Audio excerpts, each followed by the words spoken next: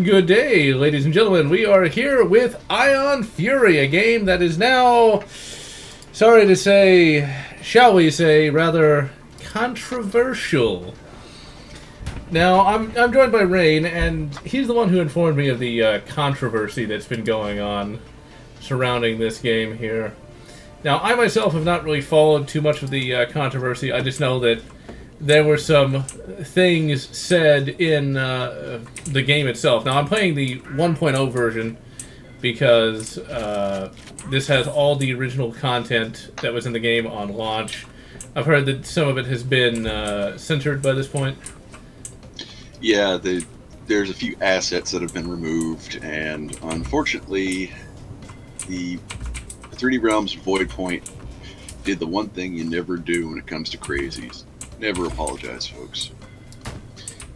But the fact they apologized so quickly leads me to believe that they were being pressured by some high-ups in the industry. Now, what were they, without getting the video taken down by YouTube, what were the problems they had, or the SJWs had? Well, it all seems very, very manufactured. It's about as artificial as grape soda. And the reason I use that is because there's nothing natural about grape soda. It's all artificial. It's all oils. Essentially, the quote-unquote gripe was over one asset in the game and one area that you practically have to cheat to get into. So it's not even anything that massive. The asset literally is a 32 by 32 sprite. It is nothing. And it's not even a sprite that appears regularly in game. You have to search it out. No, it's the shampoo that said the offending words. Yes, making fun of Olay soaps. It's pretty base, so I'll let everyone assume what it means, but yeah. Something that 20 years ago no one would have cared about. Something that 3 years ago nobody would have cared about. Oh, that's just brilliant. That's why it seems very manufactured. Something here is not right. Actually, let me turn me down. In order to see the chat, I have to have the video open. Let's see here. Oh, hold on, I have to restart my browser, so I'll be in chat. And let's see. I was going to do Gunman Chronicles, but I wanted to cover this game because of the controversy. A lot of people are not buying it or giving it bad reviews. It's a good game. And it's a plenty great game. It's just something is very, very fishy here, and if I have to wager, an estimation, I would say somebody in the higher ups of either Sony, Microsoft, or similar put some serious pressure on the developers. And as for origins of the manufactured outrage, the false outrage, the most guilty party here, even though this is strictly speculation, I have no evidence of this, but looking at the past, I would say Randy might have caused this artificial outrage because he stands the most to benefit from it. Oh. And this is one of those games that when I'm not lost, this is one of the best games I've played pretty much all year, to be honest.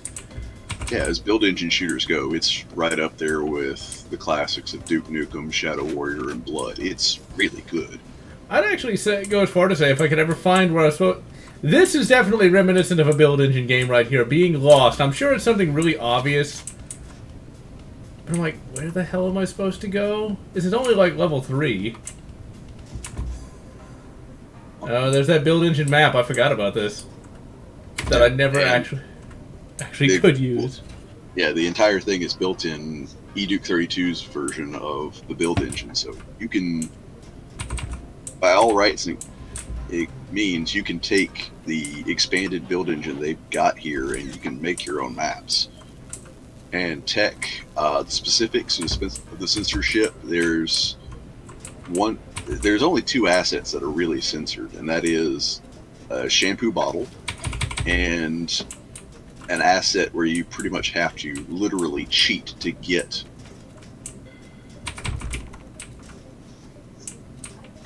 Where the and hell? even then, it's just a few lines of text. Why am I not surprised? Well, that was a wasted power-up. Oh, I thought it was going to be a rat, but that's not a rat. That's one of those weird skull monsters. Honestly, I would go as far to say that this is actually a good example of how evolution in games can come about. Because this feels better than Duke and Blood and Shadow Warrior. It looks like it was a natural progression of the Build Engine games. Well, that was their original intent. The whole focus of the game was, let's take the idea of a missing Build Engine game, one that was developed, say, like 1997.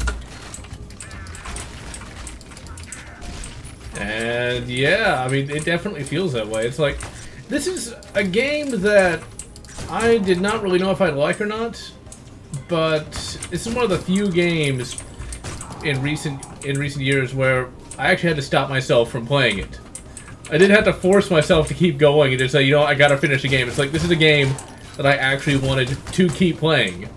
Because it's that good. Like, the shooting is absolutely amazing. And once again, we're using 1990s technology to make an actual game. Yeah, this is not a pseudo-retro game. This is essentially a retro game developed out of its time. Pretty much. Oh, no, we grab the old... There we go. I didn't even know I got the grenade launcher. And it's just as tough as a Build Engine game. Because one of the reasons why I don't even really like Blood that much is it's annoyingly difficult. Yeah, you have to know what you're doing, go again, or you're going to eat it. Let's see. I didn't stop streaming, did I? No, you're still streaming on my end. Okay. Censorship. And hello, Ross Dude. Medal of Honor Underground. I've not actually played that. And Suddy, this was not real outrage. This is manufactured. This is a case of someone higher up essentially paid a goon to be quote-unquote offended, and it got spread. It went viral, as things are wont to be. Albeit in this case, this is AstroTurf. There's nothing natural about that. Oh, how I love quick saving. That's one thing that I'm going to be annoyed by with Doom Eternal, that stupid live system. I assume that's like a microtransaction thing, where like, you can buy more lives with in-game gold, right? I hope not. I hope they just, balance it out properly. But, that's just my old school sensibilities. But why lives? Why not just quick saves? I don't understand why quick saves went out with, the early 2000s. They're so much more convenient than a goddamn checkpoint. Want to know why? Consolification. Well, some consoles let you do, well, they're not quick saves, but like Doom 3 lets you save wherever you want it. I thought that was great. Yeah, but the thing is, remember, you're talking AAA. When you're talking AAA, it's least amount of actual investment of time, money, and man-hours for maximum profit. This is definitely the most complex level I've seen in the game so far, but this is just level 3. I only started playing the game last night. Levels get freaking huge. It kind of puts many of these modern games to shame. Speaking of modern games, well, not so modern anymore, I went ahead and bought Syndicate for the Xbox 360. I kind of have a fascination with that game because it's a sci-fi shooter based on a RTS. I'm kind of interested to see what they did with that. And also, it was like $8. So it's not terrible, but my complaint is it could have been so much more. And my visual complaint is, oh my god, the blur. Let me freaking see. My eyes are not cheap low-res cameras. Yeah. Okay, there we go. Shoot the fan. That was one thing I did not like about the AVP3. It's like that motion blur in that game was ridiculous. Well, it's less motion blur. Thankfully, there's no vomit vision motion blur. It's more J.J. Abrams lens flare, grit, and other filters. Oh, lens flare. Why won't that ever die? I don't know why people thought that was a good idea in the first place. It looks Well, it makes no sense in a first-person shooter unless your character's eyes have been replaced with cameras. And in the case of Syndicate, believe it or not, that's one of the parts that haven't. Wow, that's hilariously bad. Let's see. Can you quick save in Deus Ex Human? Yeah, you can quick save in Deus Ex Human Revolution. On the PC version, yes. The console version's nope. I remember that. Evidently, the console versions of Deus Ex Human Revolution had really, really long load times. Give me all the horrible carbonation. And all the shitty cheap snacks. Never trust a machine. Wait, can I smash the thing? Oh, I can, but you can't. Oh, I was able. Liquid crack? I just noticed that now. Really needed that. And I don't know. I'd say Diet Coke is actually worse for you than liquid crack would be. I mean, I don't think crack gives you cancer. Well, Diet Coke won't either, but here's the thing when it comes to diet drinks. You have to be very careful depending on your body style. If Really needed that. your body style could tend towards being hypoglycemic, essentially your body won't. You're tricking your body when you're drinking a diet drink. If you're the type who could end up being hypoglycemic, your body could eventually realize it's being tricked and it won't process sugar. So there's certain actual mental cues when you ingest something sweet. Your body thinks, oh hey, wait, you're putting something sweet in, I better get ready to process sugars. Well, if you go, like I say, a no sugar diet, that's actually pretty dangerous. Oh, I did not know that. Your body's going to think, oh, I'm going to process sugars. Eventually it's say, okay, he's putting something sweet in me again. It ain't sugar. Well, it turns out the time it is sugar, your body's going to go, oh, holy crap, what the heck did you just put in me? So yeah, ladies and gentlemen, avoid the Diet Cokes. Well, here's the thing. Everything in moderation. Don't go to a no sugar diet. Don't go drink. Oh, I'm going to exclusively drink diet drinks. I drink diet drinks because my stomach hates high fructose corn syrup. If I drink a standard soda, I'm okay. If I drink a couple, my intestines are going to be in knots. Yeah, that's one of the reasons why I don't really eat fast food anymore. If I try to eat like a hamburger, I'll be... Let's put it this way, it's a lot worse going out than going in. Oh my god, cameras in a first-person shooter! I've never seen anything like... Oh wait, did the fire extinguisher still explode like in Duke Nukem? Yes. But the two shots. One vents it, the second one blasts it open. Let's see, that is a real first-person shooter. Well, I'm an idiot. No, it's not. There we go. Check the chat here. DSX. And yeah, I did hear about that particular bag. I think that's a pun on grab bag. At least I would think it would be. And tech, it was cocaine that, it wasn't traditional cocaine, it was coca powder, because cocaine is actually made with gasoline. Mmm, delicious. Yeah, I do remember that being original Coke having some kind of drug in it, which I find kind of hilarious. It's almost as bad as those modern-day energy drinks. Evidently, Red Bull, I saw a video on this, is like $1 billion industry. Oh yeah, it's big business. And I've never even had one. I tried Monster once, and it didn't... God damn it, fucking little head crab pieces of shit. Fucking hate those things. Yeah, that's the old 3D Realms difficulty. Censorship. The thing is, ladies and gentlemen, I still recommend the game, like, a lot. I'm going to mention this in the review. It's like, don't let the censorship get you down too much. The game is still well worth playing, and believe me, there will be a mod that might even be like an offense mod that literally just mods in even more offensive stuff just to stick it to the SJWs. Oh yeah, it's a build engine game. Even though it is slightly altered build engine, there's nothing stopping you from right now going in, cracking open the build engine editor, and having some fun modifying it. Stun prod, eh? I shall try that. And I'm doing quite good, Epic Jason. This is an example of how, like, graphics don't really matter all that much. That's the one thing I've noticed around, like, 2010. The graphics got better, but the gameplay got way slower, a lot easier, and there was just so much waiting in between different gameplay bits. There was a lot of cutscenes, there were a lot of, like, pseudo cutscenes. That's something I noticed in GoldenEye Reloaded. I finally played a little bit of that. GoldenEye Reloaded isn't terrible, but it's not very good either. Am I going?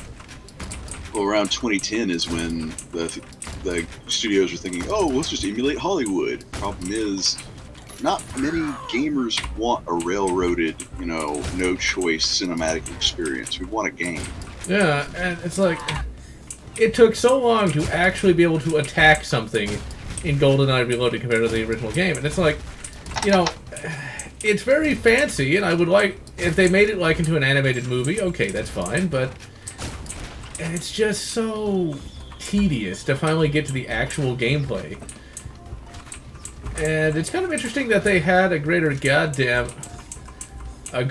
emphasis on stealth, but at the same time, I found it rather annoying. Ultimately, I'm glad I have the game just for review fodder, but it's just not that great. It's easy to see why it's long since been forgotten.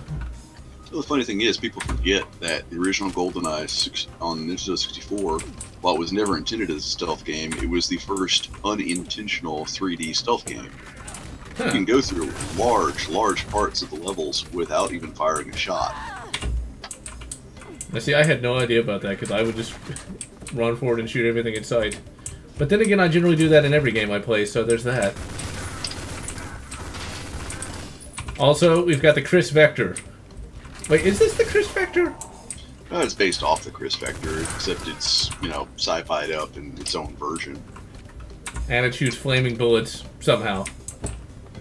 Yeah, incendiary rounds. Except they actually really work. It's the future. The Chris Vector is real. Oh, that's a wall of text. I'm going to get around the Gunman Chronicles sometime next month. I just wanted to talk about this thing, and yeah, retro gaming prices have skyrocketed, which is really, really, really annoying. It's like... It's a speculator market. Eventually it'll crash. And I cannot wait for that, because, like, now that I actually have money to spend on things, now all the prices are so ridiculous that I'm not willing to spend the money to buy these things. It's kind of like... Here's the rub. Right now, for retro gaming, we're in a golden age, and we're also in a speculator market. If you're a collector, it sucks. It absolutely sucks. If you just want the games themselves, it's actually not bad. And we've got FPGA, SNES, NES, and Genesis, soon to have more consoles, because Analog has introduced new patents that they're working on. Kevtris is busting his butt. And we have the EverDrives, the N8s, and you know, other flash cards. So the newest flash card for the Genesis actually allows that you don't even need a Sega CD anymore. It'll run the Sega CD files right off the flash card. Really? I like the sounds of that. It's not cheap, but it's a heck of a lot cheaper than buying a Sega CD and, you know, a few of the games you'll want. Yeah. Okay. Now, there's some games I want to actually get the legit copies of, though. Yeah. Silver, in some cases, the prices have crashed, but here's the thing about a crash. Like the comic book market, we've seen several crashes in your lifetime alone. We've seen the Beanie Baby market crash. We've seen the comics industry crash. We've seen quite a few. But for a crash to genuinely 100% happen, it requires one thing. It requires the consumer base to lose faith in that market, to finally realize, hey, wait, this isn't rare. You're not going to retire off this. It isn't going to be some investment. It's just a physical item. Yeah, X-Men #1. That was one of the few Linkara videos I actually found to be pretty entertaining, was talking about... The funny thing is, the biggest catalyst for the crash is actually one of my favorite comics, Turok #1. Really? I did not know that. It's because it cost Valiant Comics a lot of money to produce the foil edition cover for that. Because there's 3 different versions. You have standard edition, you had the foil edition, and you had the holographic edition. Because when I think of a comic book cover, I think of holographic editions. Because, yeah, what? The 90s. As much as I love it, it was kind of silly. Oh, let's see. A puzzle? Okay. Oh, I'll probably just smack one of them. Yeah, that's what I thought. There we go. And yeah, there are cycles to what goes up in price. Right now, honestly, as much as I hate to say this, you better start grabbing Wii U stuff now, because it's only going to go up in price. The OG Xbox stuff is slowly going up. We're seeing the SNES and that kind of die down, even though the prices are absurdly high. Yeah, like Super Mario All-Stars. $30? Really?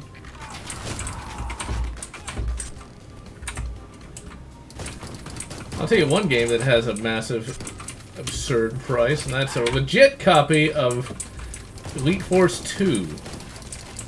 I saw that at it. It was like $30. It's like, really?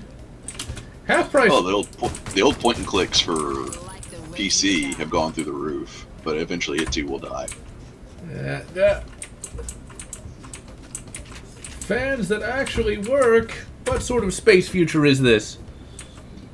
Well, the reason why Stubbs is so expensive is because it was actually a low print run.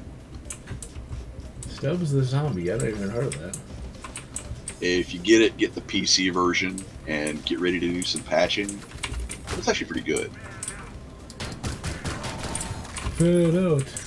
They needed to get like a different voice actor for that guy. It just sounds kind of bad. The fan out guy, it's like, and maybe have like a few different voice clips here and there.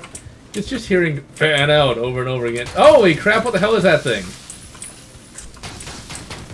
You need to warn me before these things show up. Because that's actually legitimately creepy. Fucking acid monster. Oh, yeah. I was going to say... use your bowling bombs on those. Oh. Now you tell me. I thought you would have figured out when you start blowing off segments and realize, hey, wait, it's still alive. I'm gonna blame being tired. Oh yeah, that's a lot easier than like shooting it a bunch of times. I game good. I smart. Wii U and PS Vita. What's even on PS Vita though that's worth playing?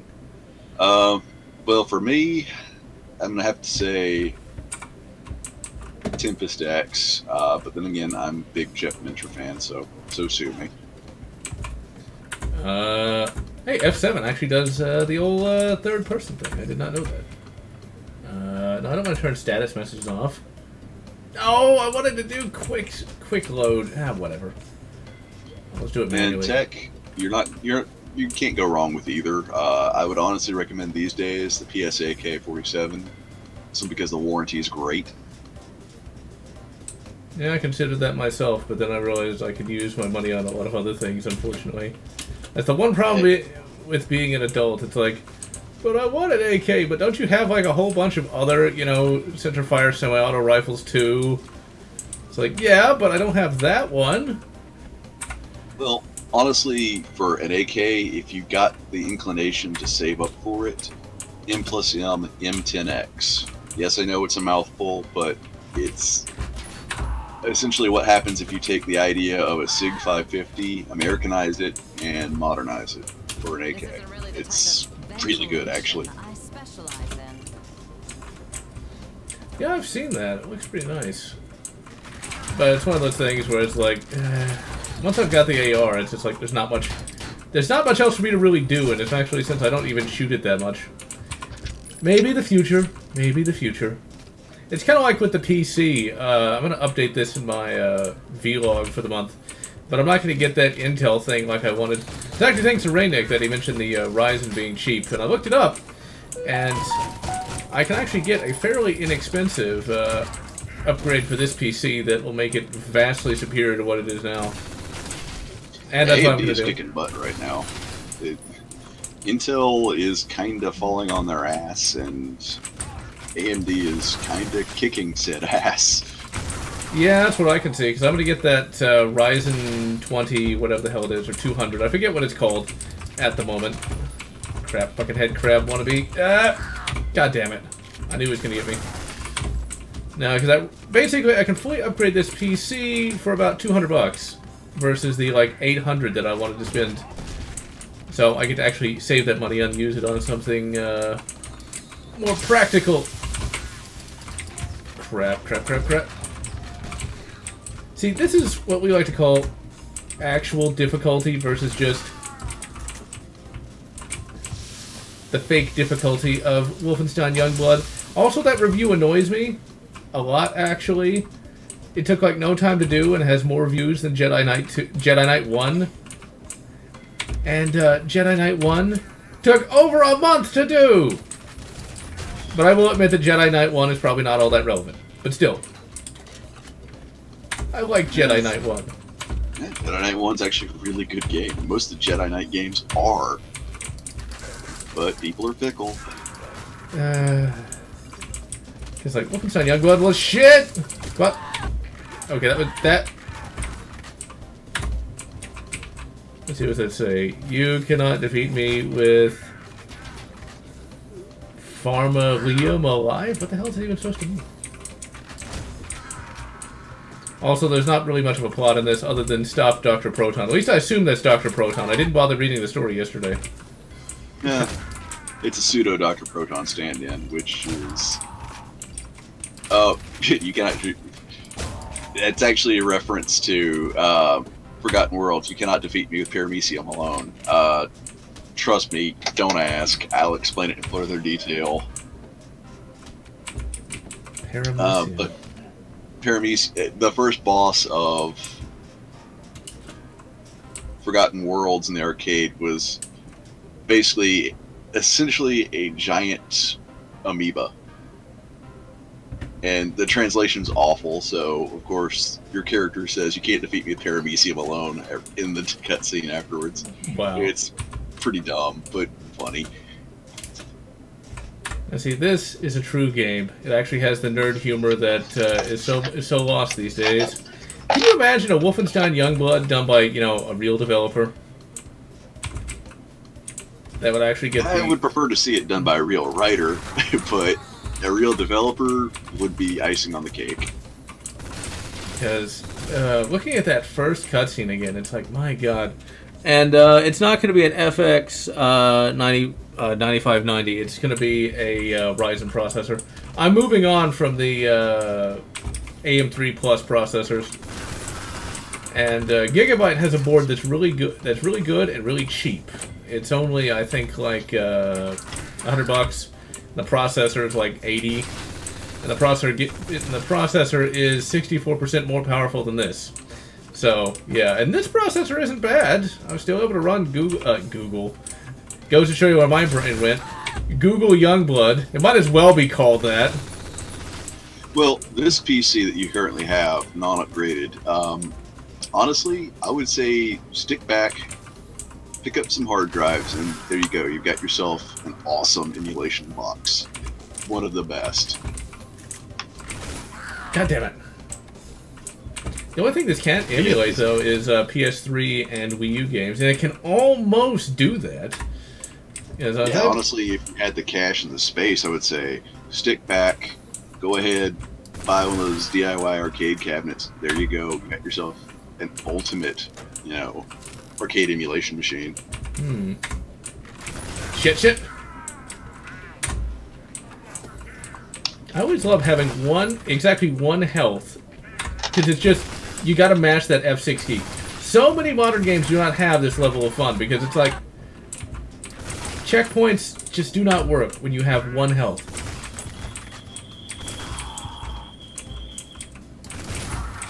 That's partially why they went to regenerating health, is because they realized, oh wait, you could be stuck in a loop where you could not win. We can't have that, because that's, you know, actual challenge. It's like, my god. Oh, by the way, back in that office, there's a soda you can nab for a little bit extra health. Oh, yeah. Not gonna be a lot, but it's better than one. 4 whole health. Oh my god. Truly the greatest. Yeah, PS3 isn't that easy to emulate, but I'm hoping I can do it with that other one. It's like I was able to get like 20 frames with this PC. And so it's something. Well, the only reason PS3 is really emulatable is the fact that it's a 32-bit operating system, and yeah. You want to? And TechStorm, your idea has actually been done. Bless you. Thank you. The Keltec RFB Sporter. I've got the RFB Carbine 18-inch barrel, but the RFB Sporter has a 24-inch barrel, which puts it at the same length as essentially a civilian M4 jury. Yeah, I'll get one of those Keltecs once. And I don't care if I'm missing 6 secrets. In the 90s, all I would have done is just already done God mode by now. Yes, I was lazy as a kid. What of it? Yeah, that's the thing. At least back then you could. These days, it's if you're playing a AAA shooter, you got to pay for cheats. I'm just glad I don't really like modern games that much. Even if it gets the views. Although that being said, at least Doom Eternal is going to get the views, and it's a game I'm actually somewhat looking forward to. But I guarantee you it's not going to be as good as this game, though, in terms of gameplay at least. No, but it's still going to be better than, you know, Youngblood. And I'm sorry, every time I think of Youngblood, I think of freaking Rob Liefeld. Ugh. The Youngblood's disease. Hey, I have that. But trust me, it's hereditary. It's a very tragic disease. You just can't open your eyes all the way. Or, you know, suddenly you find your clothing having pouches everywhere. Truly, that is the worst fate of all the fates. But hey, at least I can carry a lot. Of course, you know, that reminds me, I happen to like having lots of pockets. All I wear is cargo pants or shorts. Well, yeah, cargo pants, that's acceptable, because that's, you know, not pouches, that's pockets. There's a difference. Yeah, that's true. It's not like I'm wearing bandoliers to, like, carry my phone. Don't drown. Is there anything in the trash? Anyone throw away some cyberware? No? Oh, well, you probably won't want to use cyberware anyway. Although that's an interesting concept, a used cyberware market. It could happen. Well, I almost don't want to give it away because it's actually a plot point for a game I'm going to run, and I'm afraid that eventually one of the players might listen, but what the hell. In one of the campaigns I'm running for Shadowrun, there actually is a secondhand cyberware market and organics market known as the Chop Shop. Yes, it's as disgusting as it sounds. Juicy. Well, let me get back there. There's clearly something back here. Or not. Okay, it looked like there might have been something back there. The Chop Shop, eh? So, like, you could get, like, a used eyeball. That sounds pretty Actually, they do organ harvesting, so yeah. Not too far off. So you get, like, a Chinese eyeball. Might have better eyesight than me. Oh, God, don't fall! Actually, so this is actually a pretty nice level here. I mean, that looks really good. The whole game looks really good. I wouldn't even say, like, it's impressive for what it is. It's impressive in general. Yeah, especially the fact that the lighting is faked. There's no real-time lighting in this at all. Wow. This is a real game, ladies and gentlemen. I mean, so many modern games are just so unimpressive in their level design. And, like, this looks like something, you know, legitimate. And speaking of vegan meats, we now are in the age of the fake meat. Because there is now the Impossible Whopper that exists. No, thank you. I don't have a problem with veggie burgers, but fast food veggie burger just sounds like a bad idea. So, it's the joy of soy. I don't think it's actually made out of soy, but... Well, most of the veggie burgers I've had aren't soy at all. They're made out of what's called seitan, which is wheat gluten. Seitan? Seitan? Praise seitan. Seitan. It's wheat gluten, mushrooms, corn. And it can be pretty good. Can't get away from that corn. Be it the god or the band. Although I find Korn the band to be kind of whiny, to be perfectly honest. Yeah, they are what they are. They're not exceedingly relevant nowadays because they were really kind of a '90s thing. And tech, you might want to look at the Serbu BFG 50A. Oh crap! Don't get me wrong, I love the Barrett M82A1, but it's a huge, heavy, hulking beast, which isn't supremely accurate. The best you're going to get out of it with match loads is right at about 1.5 MOA. The Serbu is 10 pounds lighter, less recoil, and I've proven that you can get sub-MOA groups out of it with the standard, federal ammo. And half MOA groups when your bullet is half an inch is saying something. Yeah, that's literally bullet on bullet. And that isn't too bad. For me, if I was going to get a big bore, it would not actually be a 50, just because I don't think that that's all that practical or useful for, anything at this point. Well, if you're into long-range hunting, it is, but otherwise, I'd honestly say go ahead and get yourself a 338 Lapua Magnum if you're going to do that. Or, if slightly less long-range, but a lot easier to get ammo for, though not any cheaper, would be 300 Win Mag. I looked at getting one of those once, but it's one of those things I would shoot it once every couple of years.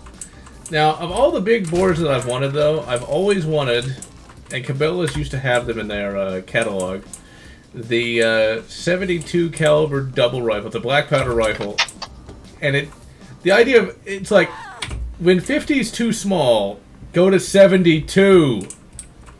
I really needed that. Well, it existed for a reason.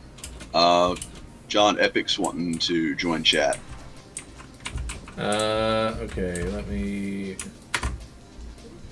Alt-Tab. Let me find you.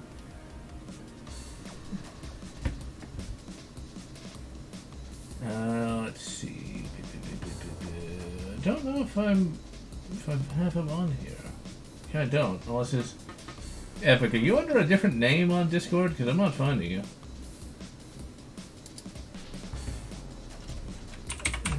Actually, wait, no, there you are. I see you.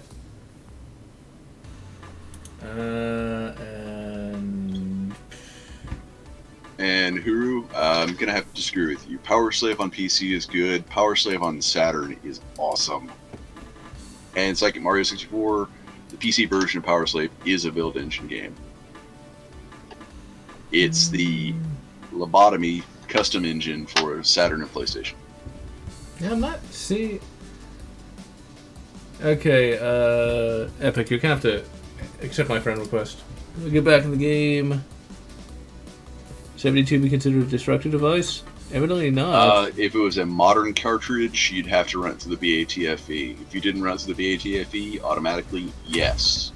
If you ran it through and they gave you the approval, no. So I guess I would have to get away with it because it's black powder then. Yeah, that already exists. The last non-destructive device over 50 caliber round I know of is 950 JDJ. I think I saw a video on that. It's one of those Yeti behemoths that still just isn't really all that useful for much of anything. Oh no, it was just created just to kind of show off. Yeah. It's a 9.950 caliber round. The round is almost a full inch wide. That The rifle weighs 80 pounds. Give that to a Spec Marine. That's their target rifle. That's the training rifle. There you go. 22? I should think not. Feel like you're ready. What? You know, I want to know why there's only been one Warhammer 40k first-person shooter after all these years. Only one! And you don't even play as either a Space Marine or a Guardsman. You play as a goddamn Tau. A Tau that now no one really cares about anymore, I think. There's still Tau players out there, and sort of Psychic Mario. Also, Duke 3D isn't really a tech demo for the build engine. Kin's Labyrinth was the tech demo for the build engine. Which made that guy a lot of money. Oh yeah, Was he like he put in the work when he did it. And wasn't he like 15 or something like that? He was really young. Yeah, he was very young when he made it. And that's how you get your new car. Or that's how you get a Lamborghini. In his case, how he essentially set himself up for a lifetime of burning money, and yeah, he's semi. If he wants to, he can semi-retire right now. Really on older full auto guns. Blood fresh supply. I need to actually do blood at some point. I don't have blood fresh supply, but I have a multitude of source ports, which I imagine work much the same. For full auto guns, anything that's legally registered pre-1986, May 6, 1986 to be precise, you can own. It's a $200 tax stamp, plus the exorbitant fee of actually paying for a full auto machine gun. And the government will leave you alone, but occasionally you will get BATFE agents coming in saying, hey, can I inspect? And you essentially have to say yes. And when I learned about that as a kid, that was when I decided to not ever acquire a full auto anything. Because that, to me, is the ultimate deal breaker. I do not want the government ever showing up, like, ever. Now, it's a good thing that full auto stuff isn't really useful for much of anything, and when it actually is used in, like, its intended purpose, it's used in semi-auto, but, yeah, it's just not worth it. If I were... There are some uses to full auto, but honestly speaking, it's very, very limited uses. Like, if we're talking CQB, it's not to be used as an oh-crap lever or anything like that. It's for recovering fire and other such applications. If I was going to get something that was full auto, I would likely waste the exorbitant amount of money to get a MP5. Can't blame you. It's one of the most durable full auto examples, and it's very reliable. Although these days, honestly, I'd say, in my own personal case, I just go with, you know, PTR 91, their example of the MP5. Go ahead and talk to Bill Wilson, have him do a set trigger for it, and you're done. It's not full auto, but it's very, very accurate. It's now got a good trigger, and I can get on that trigger almost as fast as I could with full auto. Not bad. Those things must have done pretty well, because the last time I looked, they were all sold out.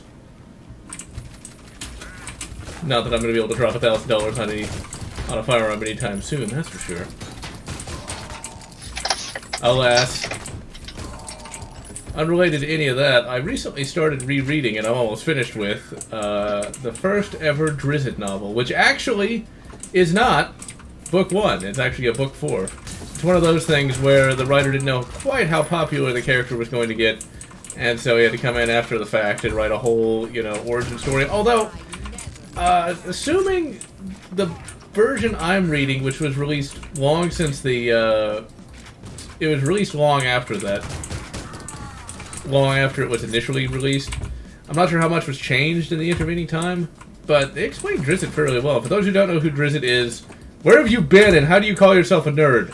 Next, Drizzt Do'Urden is actually a Dark Elf character, the first of the kind of like special snowflake characters that was ever really created. Basically a dark elf. Think of an evil elf. Surely dark elf should be fairly well known, unless D&D isn't quite as popular as it used to be. Well, we just got 5th edition, so apparently it's popular enough. Although, that being said, I'm not big on the 5th edition rule set. It's too easily broken for both the player and the GM. I think Smitty talked about that before he went completely insane. Well, he's a believer in 3d6 drop low, which I can get behind, but you're not going to find too many players who will build a character based off that. Yeah, I'm one of them because, damn. That's where, you know, it seems like that's less fun than, you know, the point buy system. Because the point buy system, you can have a character that's not going to be broken from the outset. It's not going to just be... Well, the whole point of 3d6 drop low is it forces you... No, we're not going to... A good GM is not going to force you to take a broken character. 3d6 drop low is basically, okay, understand that 10 is average. It is not... 10 is nothing to scoff at. 10 is actually acceptable across the board for a stat. Hell, even a 9 is perfectly fine. 8 is okay, as long as it's not your intelligence stat. 8 doesn't mean dumb. 8 just means you're a tiny bit slow. You're about an IQ of 9. Not enough to inhibit you, but enough to cause some degree of difficulty for the more complex concepts. So basically, the average SJW intelligence. Oh no, your average SJW have an intelligence of about 4. Barely able to breathe without dying. Competent enough to not swallow their own tongue, but still worse off enough that they're going to ruin everything. Got the key card. Let's see, this, once again, it's a real goddamn game. It's actually getting better and better all the time. No wonder Reddy Pitchford was scared. Because, imagine if there was another Build Engine Duke Nukem game. It would basically print money, if done right.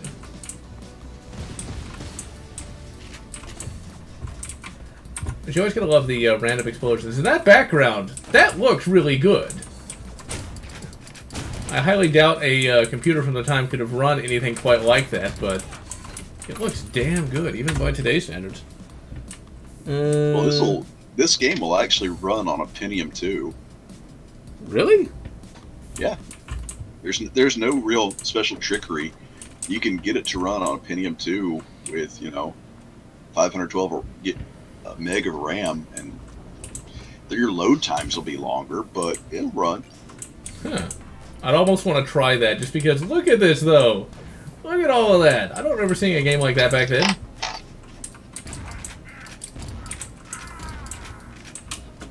Because, like, that's actually, like, the buildings in the background are actual, well, they look 3D. Like, Duke Nukem was just a 2D background. I guess the budget might have been really high if they tried to do that or something back then. Well, no, it's a case of back then they didn't have it, because you're running right now on what's called Polymost. You can turn this off of Polymost into the original, build engine style drawing, and that's how you'll get it to run on a Pentium 2 with 512 gig RAM and, let's say, a Voodoo 2. You actually are seeing real polygons right now, because that's what Polymer and Polymost do. They interpolate this essentially scaled 2D images to polygons. The only thing that's not polygonal is the actual sprites themselves and the voxels. Everything else is actual 3D. Huh. Well, that's interesting. I might turn off Polymost just to see what that looks like. It'll look like old school Duke Nukem in the fact that when you start looking up, looking down, you get some of the view warping. Alright, let's see if I can not drown.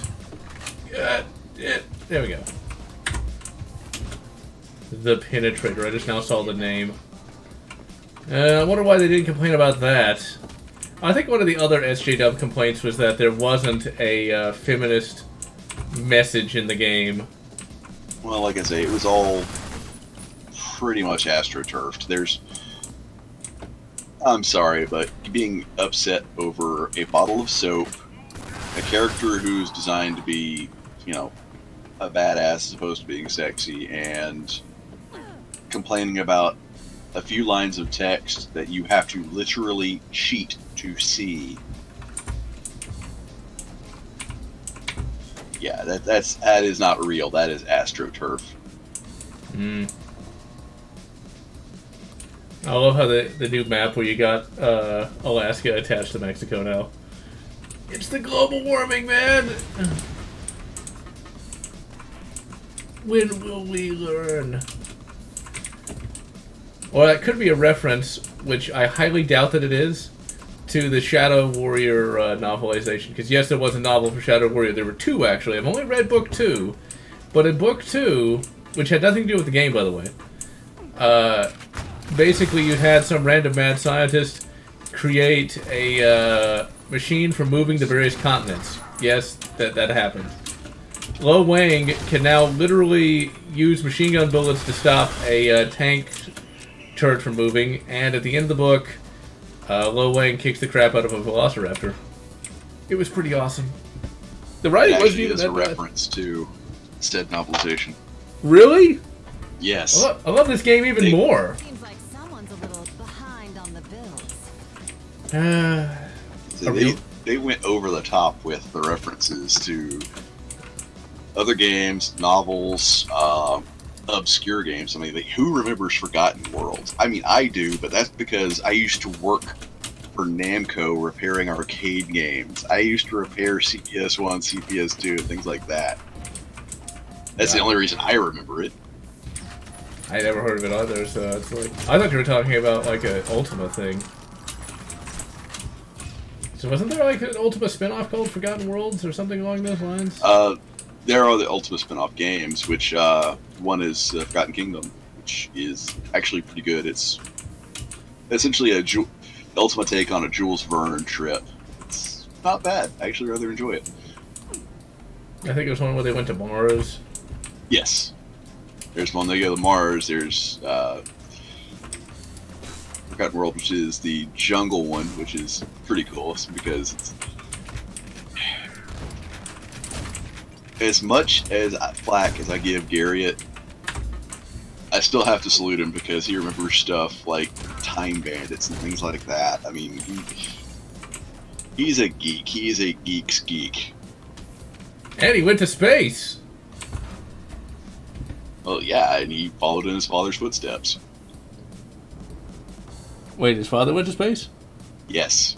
Look it up. I will have to take a look at that. And also be entertaining. I'll be right back. Pay no attention to the man behind the curtain. Doom 64, Peggy, and PC, PS4. No, I have a doubt Night Dive is working too hard on that. I mean, the Kex engine was developed and used in that to a degree. And sort of. Williams Entertainment doesn't exist anymore. Not in the traditional sense. And I can't say that, oh, they're completely defunct, because there actually is still a holding group for the Williams Bally Midway games. Best case example is, unfortunately, Virtual Pinball lost the rights to all the Bally Midway pinball games, which is a real shame because Bally Midway made the best pinball tables.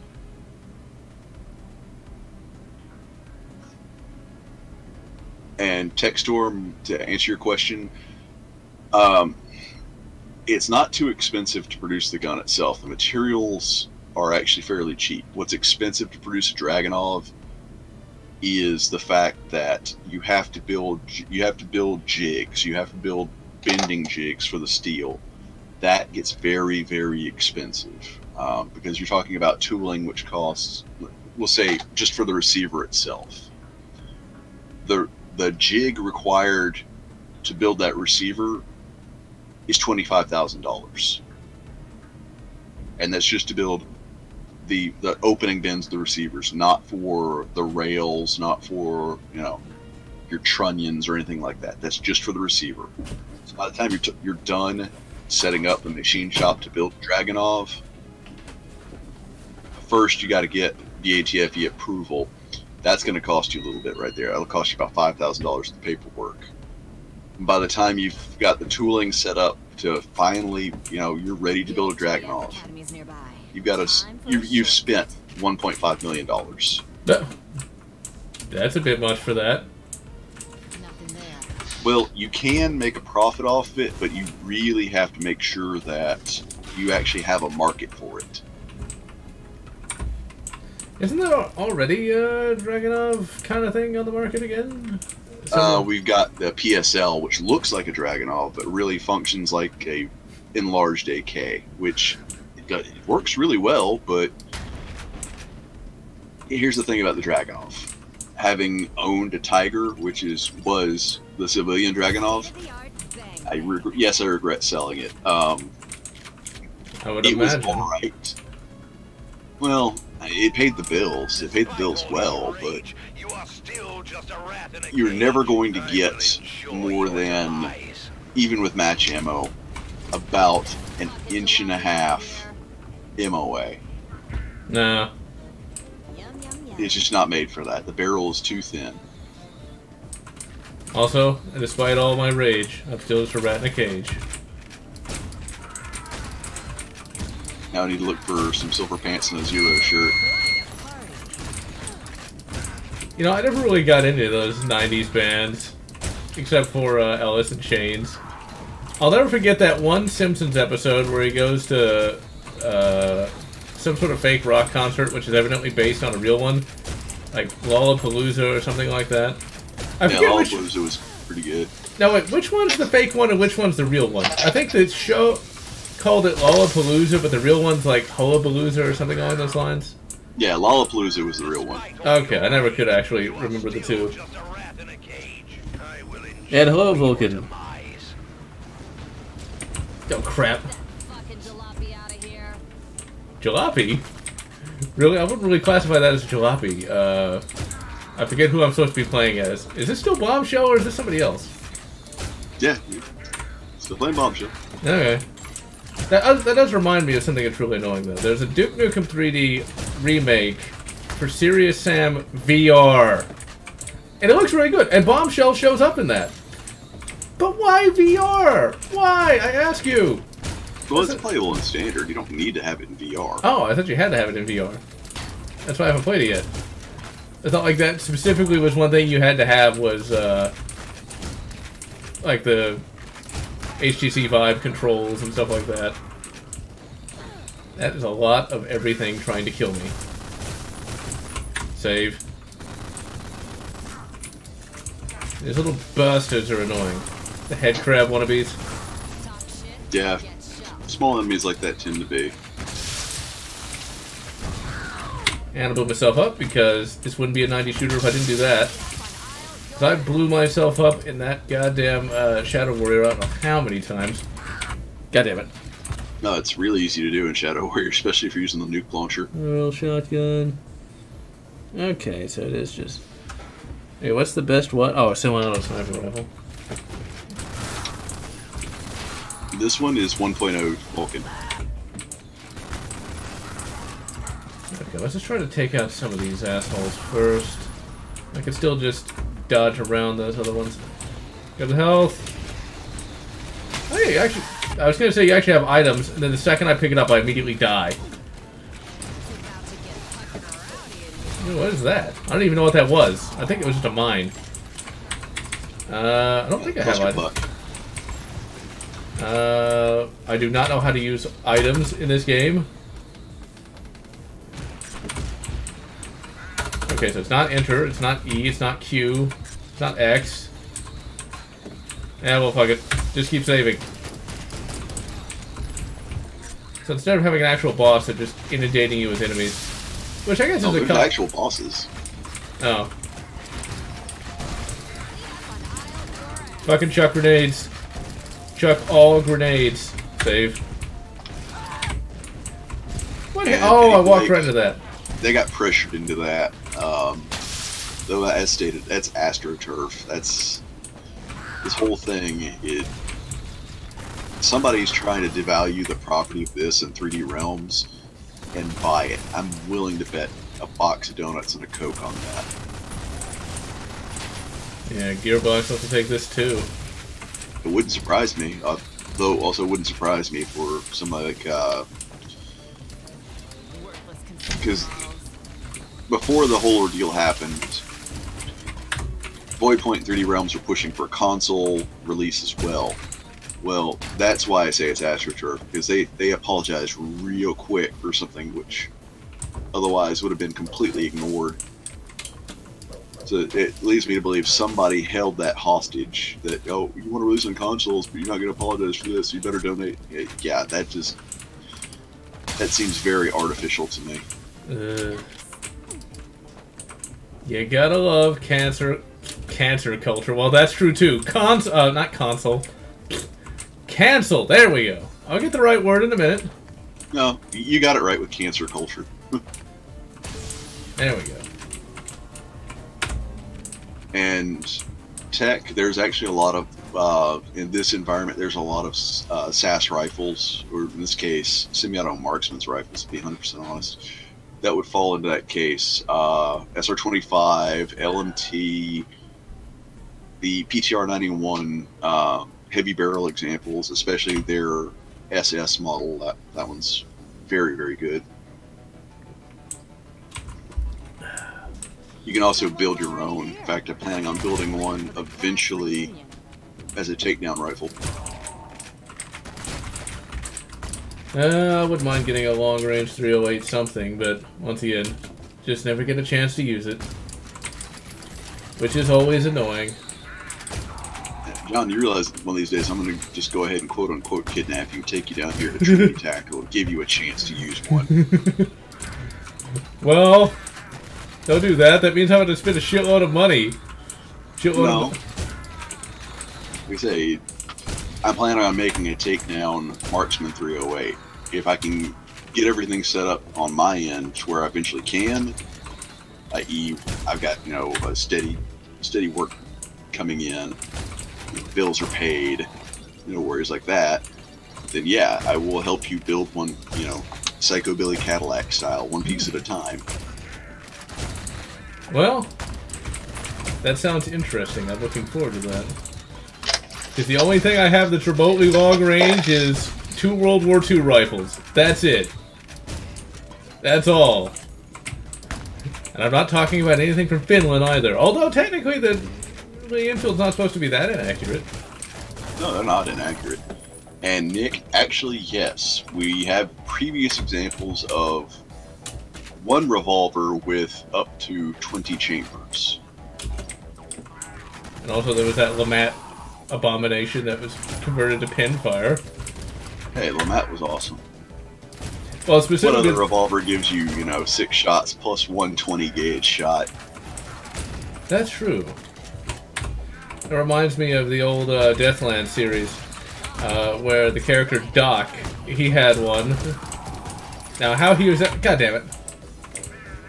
Now, where he actually found one, I do not know.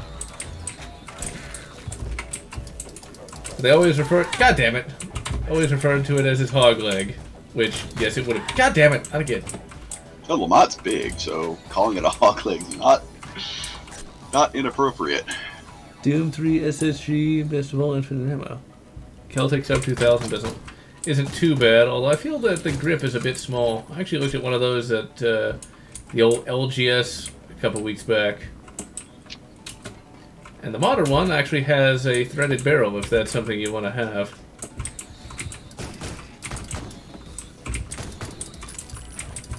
Crap. Those little jumpy bastards. Save. The Sub 2000 is good. I'm not going to knock it, but I personally have no reason to own it, saying that I have a BNT TP9. Which, you want to talk about for price, the BNT TP9 almost skirts that. I mean, it's kind of expensive. What the hell? Where's the audio even coming from? I'm confused at the moment, ladies and gentlemen. Oh, it's coming from the... It's coming from the monitor. I forgot the monitor even had speakers. Okay, say so. Oh, God. Okay, there we go. I pulled out the headphone cable by accident, and the audio started coming out of the monitor. I forgot the monitor even had speakers. I was like, where's the sound coming from? Because I looked at the actual PC speakers I have, and they're not even plugged in anymore. It's like, where the hell is that even coming from? I'm scared. And yet, Heretic had pretty good weapons. The only problem I had with Heretic was some of those later levels were extraordinarily, annoyingly difficult because Raven Software did not fuck around when it came to enemy placement.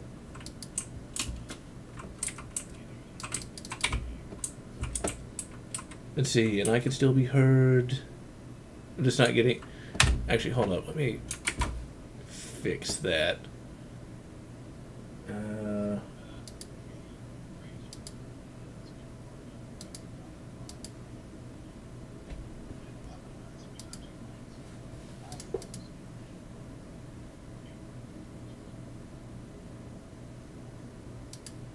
Okay, there we go. And...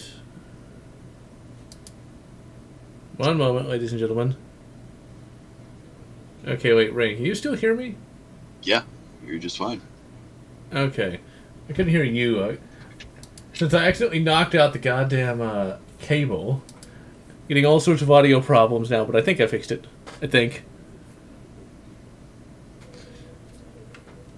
And the one thing annoying about audio is just the fact that I can't get any new Turtle Beach headphones that are actually worth a damn.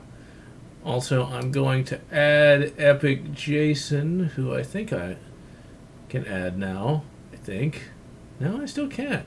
I don't know what it is. I'll have to look at that after the stream. It won't let me add him. There's probably something wrong with Discord somewhere. I mean, would you want to have no tech problems? That would just take all the spice out of life. Actually, wait. I'm going to have to restart the game because the game's audio is completely screwed in that there is no audio at all. Actually, wait, no, it's quit. It's quit. There we go. At least this game doesn't take forever to load. Ion Fury. I still love the fact that it uses eDuke 32. Dead Space 2, yes, I will review that at some point in the future. I just haven't gotten around to it, unfortunately. It's just one of those games where, you know, I do have a lot to say about it, but there's just so many other games for me to do.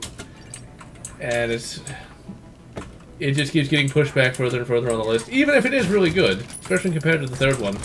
I still don't think it's quite as good as the first one, though. The Dead Space series was something that I almost wonder if it was doomed from the start, because it suffered. EA killed it. It was a good series that EA basically said, no, we want control, and Adventure said, no, we want to kill it. Once again, I'm not surprised. It is EA after all, but the writing was particularly bad in Dead Space. I mean, and that's coming from a fan of Dead Space.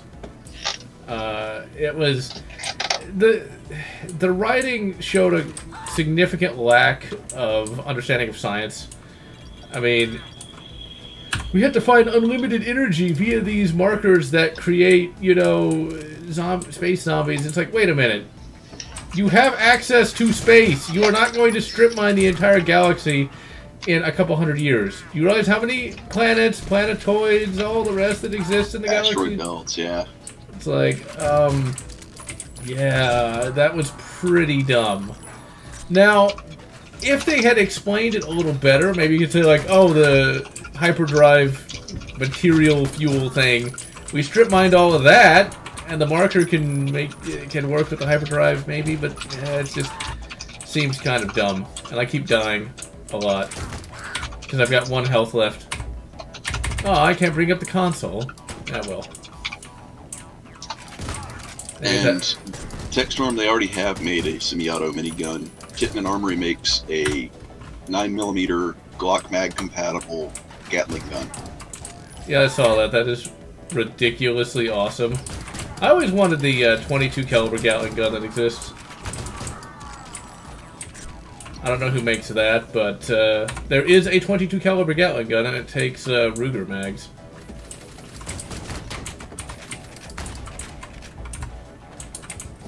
And let's just be smart and chuck a grenade and completely miss. Oh wait, did I actually get him? Huzzah. Huzzah. Oh, but... I love how it says EDF. So it's like, this is kind of like the Duke Nukem universe, but Duke Nukem doesn't exist. Kind of like Batman when it comes to like all those CW productions. It's like, oh, Batman, he's sick. Well, the thing is, this was originally a Duke Nukem property, but thank Randy Pitchford for nothing. So essentially, this is essentially the same universe, just in the future. Which, once again, it's like, it's just hilarious that they can't have Duke in his own universe anymore. He's just relegated to nothingness now. Oh, you throw quite a party. There's probably never going to be another good Duke Nukem game. Not unless Randy loses the license. And what's the like? Speaking of licenses, this week was kind of hilarious. Evidently, Disney lost the license to Spider-Man and then got it back like 3 days later. No, they never had the license to it. They leased it. Sony has... Okay, for the comic books, Marvel has that. But for movies, Sony has it. I like the way you die. So, I guess they leased it again for, you know, several metric sack tons of money then. Lack of blood. Not yet, they haven't. The deal's not complete yet. But it's still kind of hilarious, though, how the internet was abuzz with, oh no, the Spider-Man's is gone. It was never there in the first place. And the real, as a comic book fan, or rather, let me be specific, as a fan of comic books when they were good, I am really, really PO'd at Disney right now. Yeah, but are you surprised, though? It's Disney. It was never going to be that good to begin with, or good at all. Well, yeah, but now they're deciding, hey, wait, let's go ahead and just utterly desecrate Jack Kirby's, you know, legacy. As if ruining Stan Lee's legacy wasn't enough.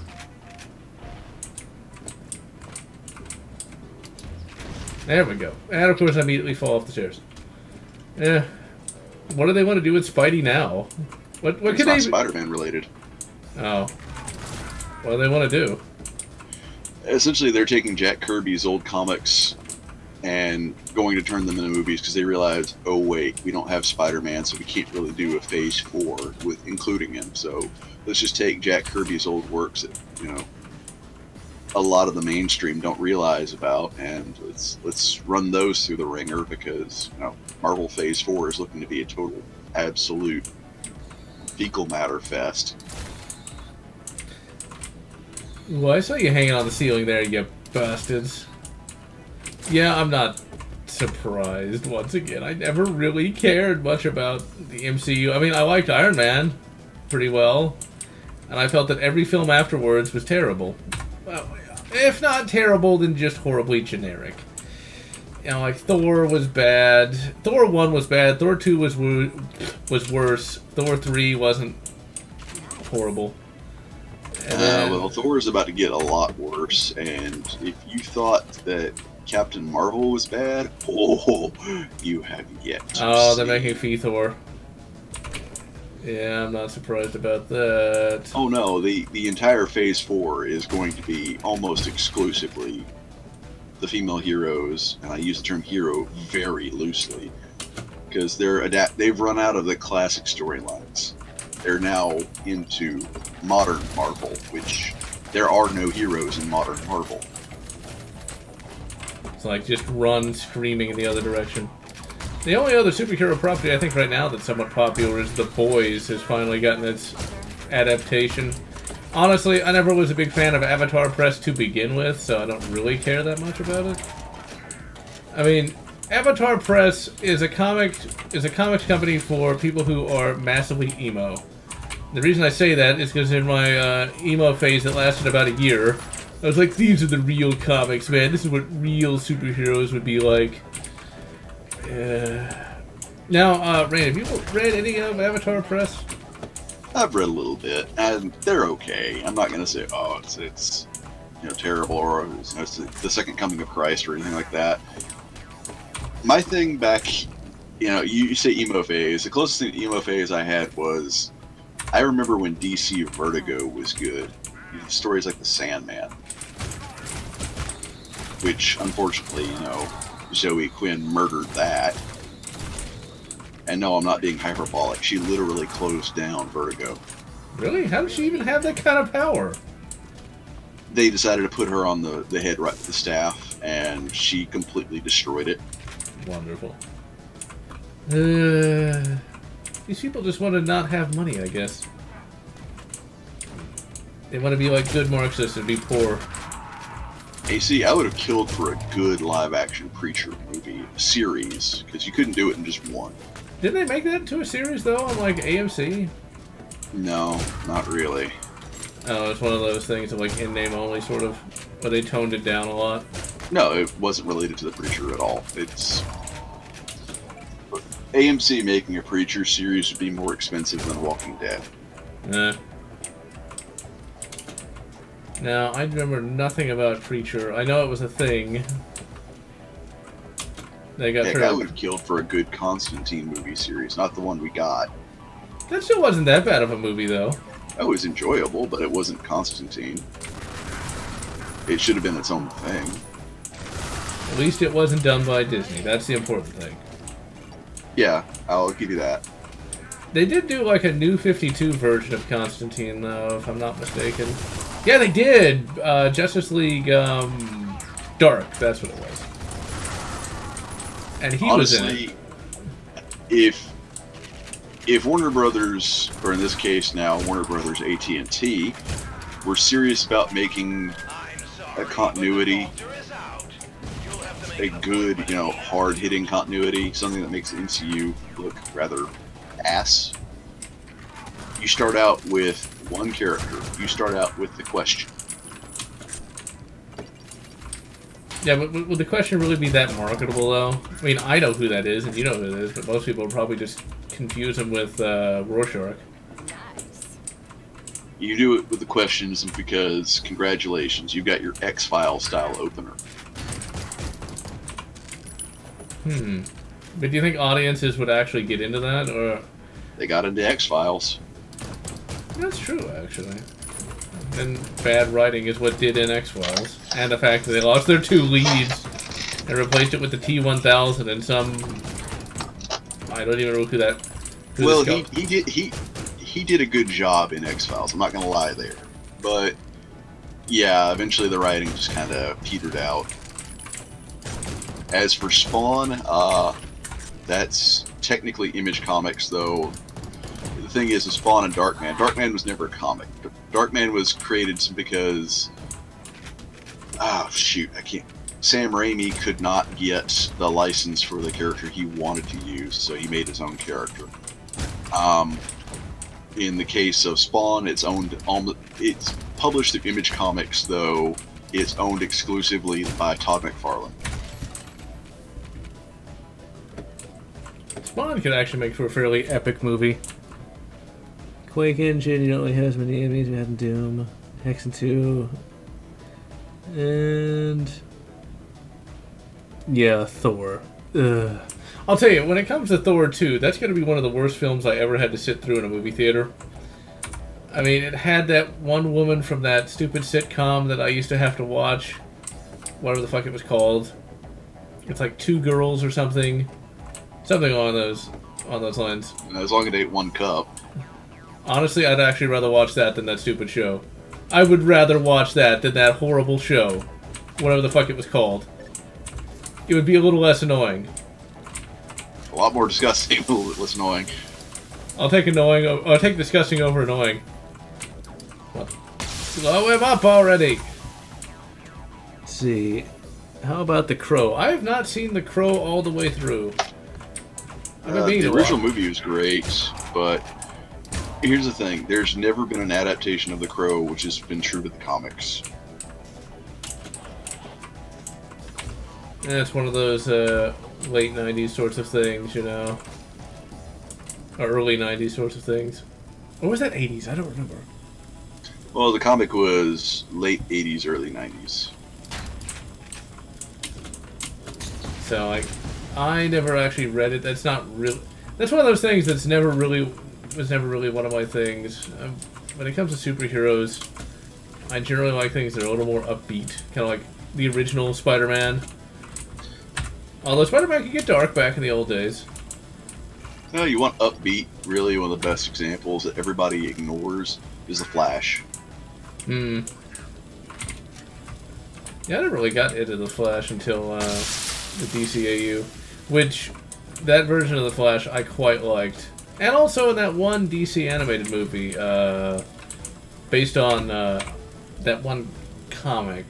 What's that called? New Frontier. I liked him in that too.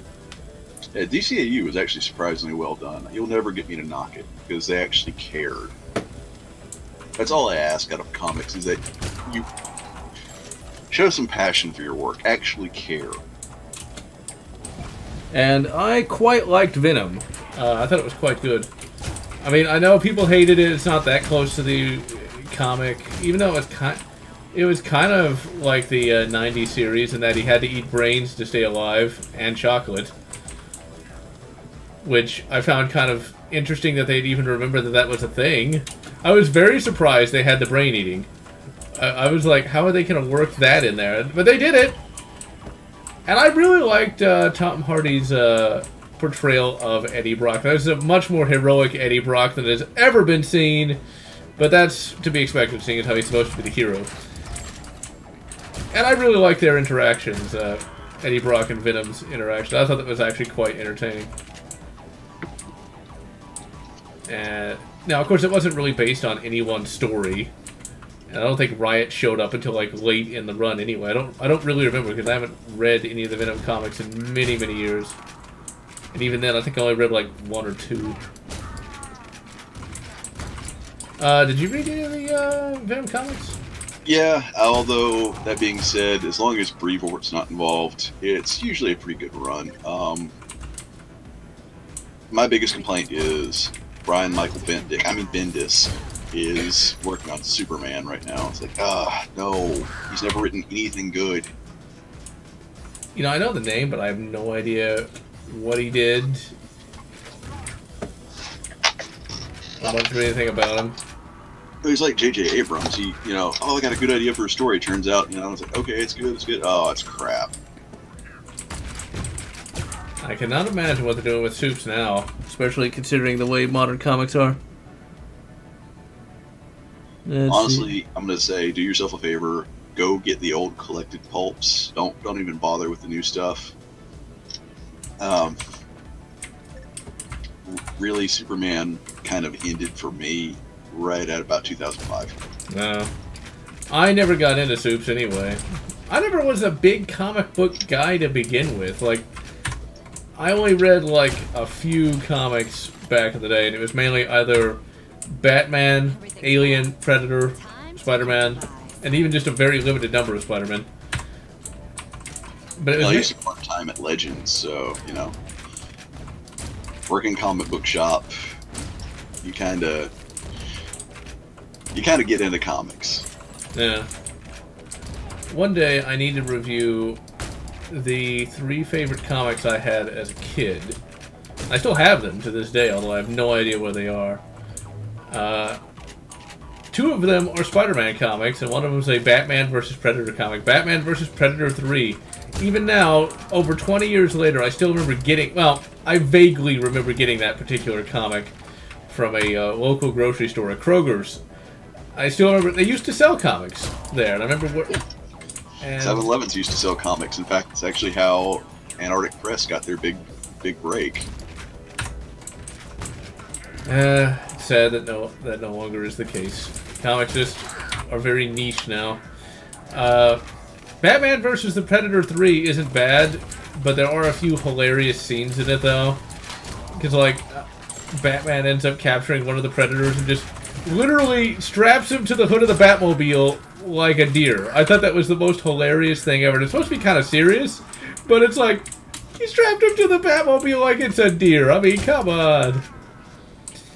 Batman versus the Predator 2 wasn't that good from what I remember. It wasn't that... God damn it. It wasn't that bad. But the first one will probably always be my favorite. Now, Batman vs. the Predator 2 actually introduced the Huntress, which I never really had a problem with her, but she just always struck me as sort of like a diet version of Batman that actually would like hurt people, and it always kind of annoyed me how Batman was always like, oh, you can't hurt the criminals because that's just mean. It's like, really? Come on. The Huntress also has a serious problem, which the SJWs refuse to acknowledge. She, kind of did something very, very questionable to Robin. Wait, which Robin?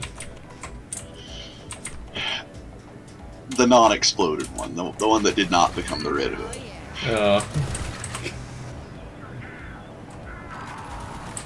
So yeah, let's just say she did something highly illegal, highly immoral, and yet the SJWs just like, what? She never did that. Yeah, we've got proof of it. At least Spidey didn't have that problem. Because, like, I think, like, they almost did that with Black Cat, but then thankfully didn't. Let's just say, if you got any questions about what she did, it starts with an R and ends with an oh my god. It's kind of like what Jaina Solo did to Kath Picard in that one fanfic. Yeah, every bit as bad. And probably involving more drugs. And speaking of fanfics, moving away from, I'm actually getting back to doing the old book reviews, and I'm reviewing a fanfic next month called Going Native. It's where, surprise, Felix Gaida from Battlestar Galactica Reimagined was actually a Starfleet officer, and he gets marooned in the 12 colonies of Kobol, which is now in the Beta Quadrant. It's a really good fanfic. Much better than that absolute shit ending to Battlestar Galactica Reimagined. I'm gonna sound like an old foot here. Give me classic Battlestar. That was good. I watched both. I happen to like the reimagined version just a little bit more because I'm a little more nostalgic for that because that's the first one that I actually saw. I can get that because remember I am actually an old foot because I remember watching Battlestar in its original run. So yeah. Even I wasn't alive yet, and that's a very difficult thing to do. But yeah, like Battlestar Galactica Reimagined was one of my favorite shows. Then they landed on New Caprica, and I thought that was the stupidest thing I could have done. And it's also another reason for nostalgia for Battlestar Galactica is there were actually a lot of video games at that time which whole cloth ripped it off. Yeah, it was a cool concept all around. Now, for those who don't know what Battlestar Galactica is, basically Space Mormons, more or less. And if you don't know anything about the Book of Mormon, well, you basically have 12 colonies of humanity. They get taken out by robots, and they gotta find Earth, and then, yeah. They never find it. At least in the run of, in the original run of Battlestar Galactica, there was a show called Battlestar Galactica 1980, and well, let me put it this way. The level of cringe in that show would not be reached until the release of The Last Jedi. It was that cringy. It was that bad. Like, I don't even know where to start. Galactica 1980 had some sort of super kid with, like, psychic powers. They do find Earth, then somebody goes back in time and, like, gives technology to the Germans in World War II. It was bad. And there was, like, some sort of farming episode.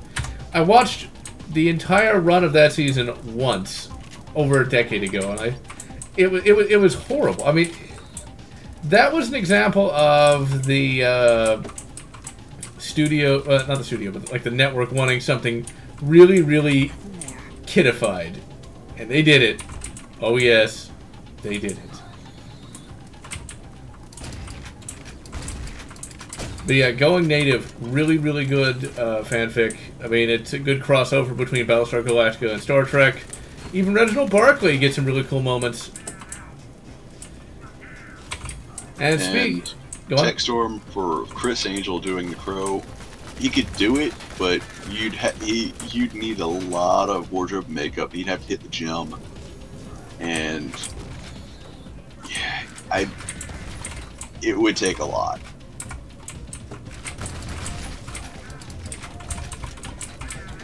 Do I have any? Oh, okay, good. I got plenty of Chris Vector. Ah, the Chris Vector. It's one of those things that sadly, well, if we had like full auto stuff that was still legal, it might get popular then. But yeah, It's not unpopular. Chris Vector just came out with revision 2.0. It's selling. Okay. It's just not super popular. It's popular enough to keep the business afloat and keep on running, but you're not going to see it in everybody's hands. Yeah.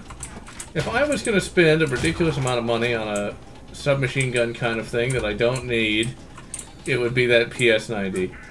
I mean, that is something I have absolutely no purpose for whatsoever. I would never shoot it that much just because of the price of the ammo. But Actually, goddamn, is the that thing price cool. ain't so bad. You figure 50 rounds per box. One box is one mag. And you're getting, you know, $20 to $25 per mag.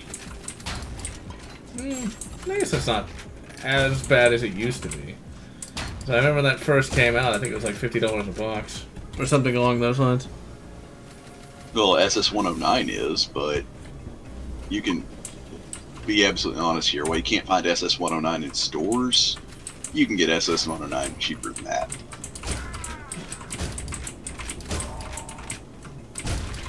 Which is interesting. I remember when they first came out with that and the FN97, FN97, F79, something along those lines. That bloody pistol that also takes FN57. There we go. When they first came out with that, as you'd expect, the anti-gunners were like, "It can shoot through body armor. It's like the most racist gun that ever existed." Never mind that any standard rifle round can go through standard level 2 armor like nothing.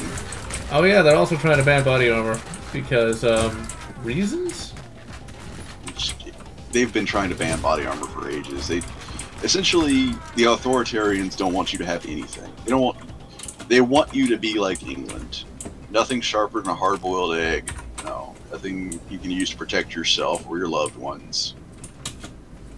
And as you'd expect from recent events, they're going nuts about that. But that's the one problem, not to get political, but I'm having an issue with trying to decide if I'm even going to vote this next election with talk of red flag laws and things of that nature.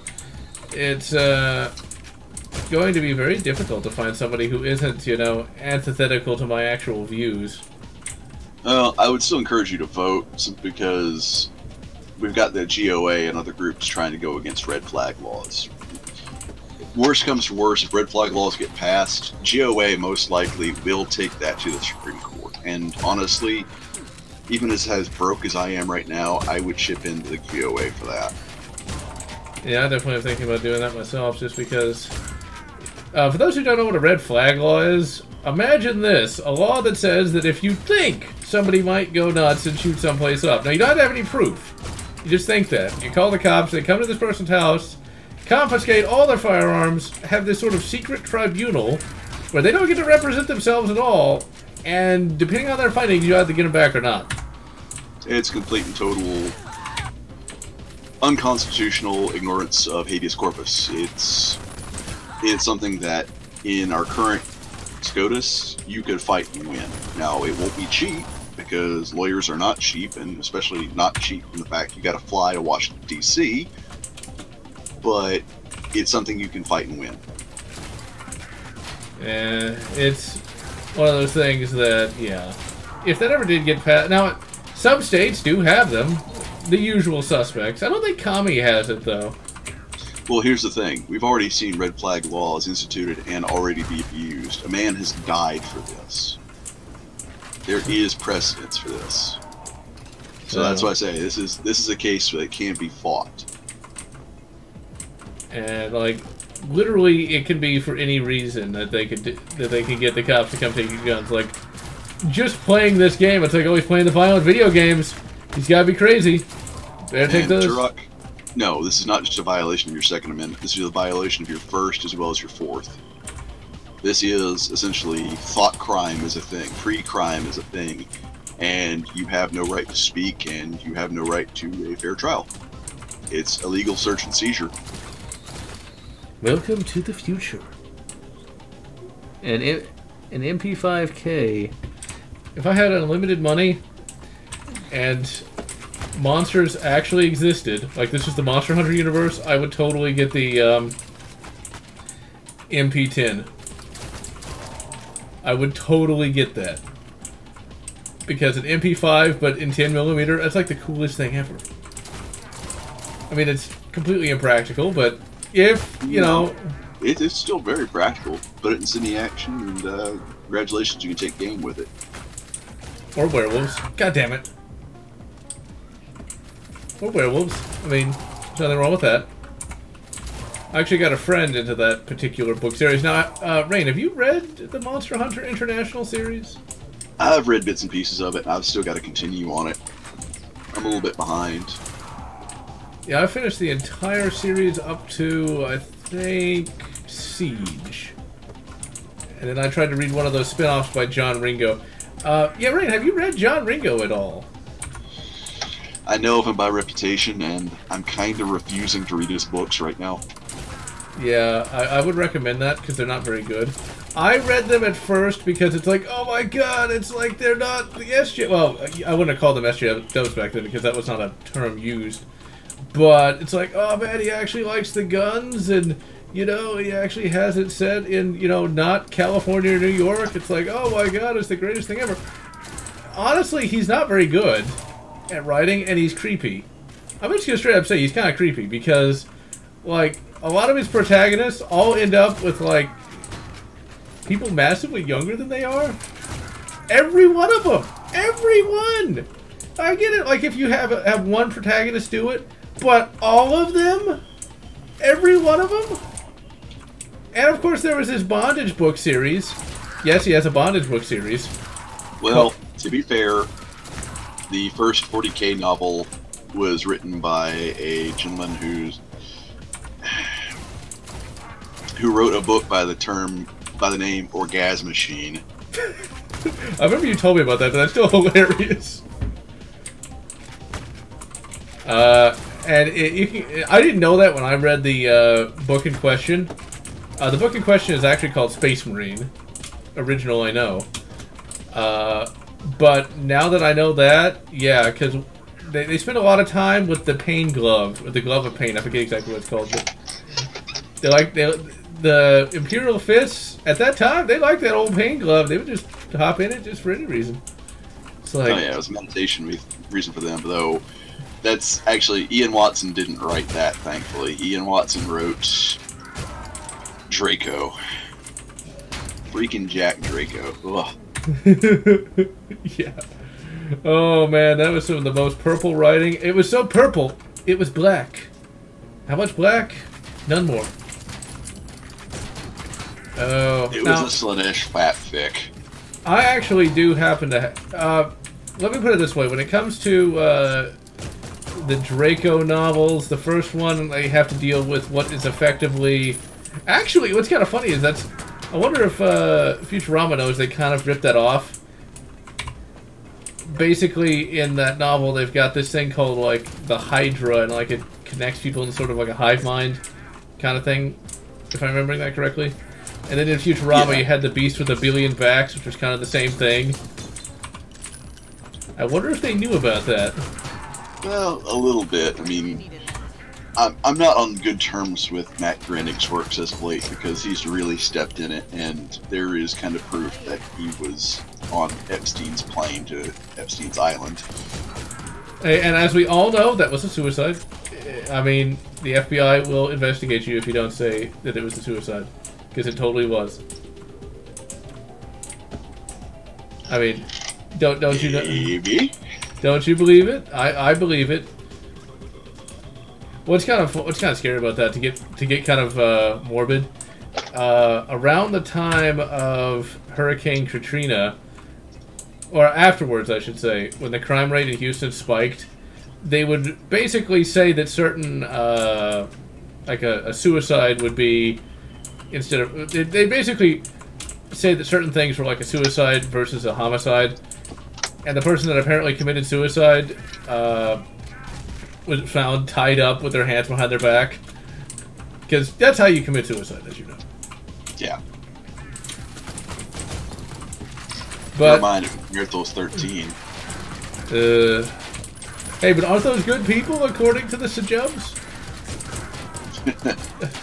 I'm sure that they talk to them every day, right? But anyway, depressing crap aside, moving back on to fantasy, good fantasy. The Magician is a book I'm going to review in November. Have you ever read that? I have not. It's been on the list, and I've really got to read it, but I have yet to read it. For shame. Even I've read it, and I'm not even a fan of well, I'm more fan of fantasy than I used to be, but still. It's like, I read it, so I have all the book creds. For now. But, yeah, it's really quite a good, it's a series of novels, but I've only read the first one. Basically, it's what Game of Thrones wants to be, if I'm being an asshole about Game of Thrones. No, you're being honest about Game of Thrones. It's a the last good thing R.R. Martin wrote was Hedge Knight. That's the last good thing he wrote. Which I've heard of but never read, but The Magician has got to be one of my favorite fantasy novels of all time. Not like in the top 5, but definitely in the top 10.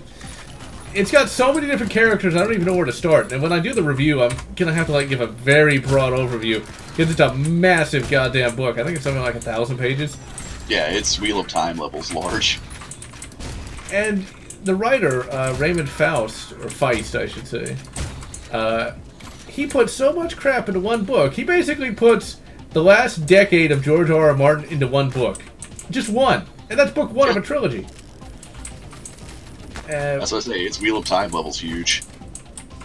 But it's just the one book, though. That's what really impressed me so much about it. It's like, he actually knows how to start and finish a story. The basic outline of the plot is space Japanese alternate universe Japanese invade what is effectively a D&D world. Actually, it is a D&D world, just with the serial number filed off. And yeah, it's a high fantasy world. And the various characters have to defeat them. And there's a shit ton of characters. And they're actually really, really well written and well realized. The main character, who actually becomes the magician, it starts out as a kitchen boy and works his way up to being a magician. And he doesn't succumb to the Gary Sue crap that usually happens when it comes to fantasy. And there's another guy whose name I don't remember. I'm gonna have to reread the whole book because there's so much crap that went on that there's just no way I can just recite it from memory. Yeah, you pretty much have to create a synopsis to give a full review. But there's another guy, he gets like some armor and he starts like losing his mind, and then there's another bunch of characters, but I forget who they are. See, it's like there's a lot of crap that goes on in that book. There's even like a pirate guy, and it's like, it all works really, really well. And the one thing that really impressed me about that novel series, or that novel, is it was able to be dark at times without being grimderp like Game of Thrones. You know, there was a lot. One of the characters actually gets straight up enslaved at one point, but they don't make it so. It's still dark, but it's not fetishized dark, so to speak. It's not heavy-handed. Yeah, there you go. Because it almost seems like Martin's work is almost fetishized in a way. It's like he has to explain every single part of the rape or something. Yeah, he's notorious for that. Or that one goddamn dysentery scene that I had a friend who would not shut up about it. I don't know why he liked that dysentery scene so much, but yes, there's a dysentery scene in that book series. I forget which one it is, and it's like brilliant. Because when I want to read high fantasy, I want to read about somebody getting dysentery for 3 chapters. Okay, maybe it didn't last that long, but still. And now I'm lost again. It seems like it lasts that long. And it's just not that entertaining, you know. And here's an interesting debate. Okay. Realism versus enjoyability. Do you want something realistic, or do you want something that's enjoyable? You can have both, but it takes a careful writer to do that. Because that's one of the things people like about George R. R. Martin's work, is that it's realistic, like the old medieval days. And it's like... No, I'm going to get a lot of strange looks here and probably a few sideways glances of hate, but George R. R. Martin has this uncanny ability to come really close to writing towards, you know, the whole realms of gore thing. And that's G-O-R, not G-O-R-E. Oh yeah, no one's going to know what that is but me. Yeah, lucky them. And the only reason not a series you want to get into. Let's see, how best to explain gore? Gore is basically a fantasy series where, like, there's a lot of rape, a lot of enslavement, and no technology. Yeah, basically, hippity-hoppity women are property. There you go. Oh yeah, Lord of the Rings. I still have not actually read any of that over the years. I mean, you would think I would, but the pipeweed and all the rest. I've read it all. I like it, but I'll be absolutely 100% honest. Tolkien can spend 3 chapters describing a tree. Certainly spent a lot of time talking about pipeweed, that's for sure. Gotta find another way out. And that was just, oh god, just get on with it.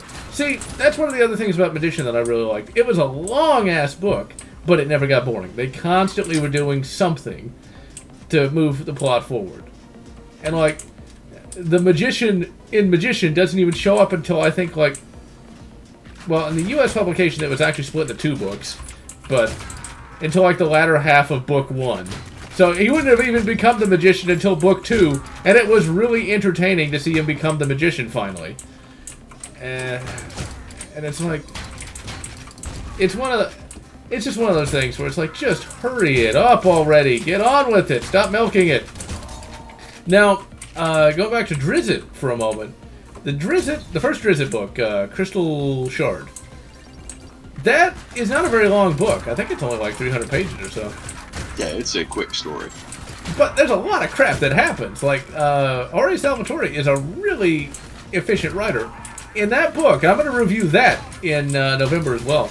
I'm actually going to review a lot of fantasy books in November. And for those who want to know what I'm going to review in October, nothing but audiobooks. I am going to review Alien 3, the audio drama, which is really good.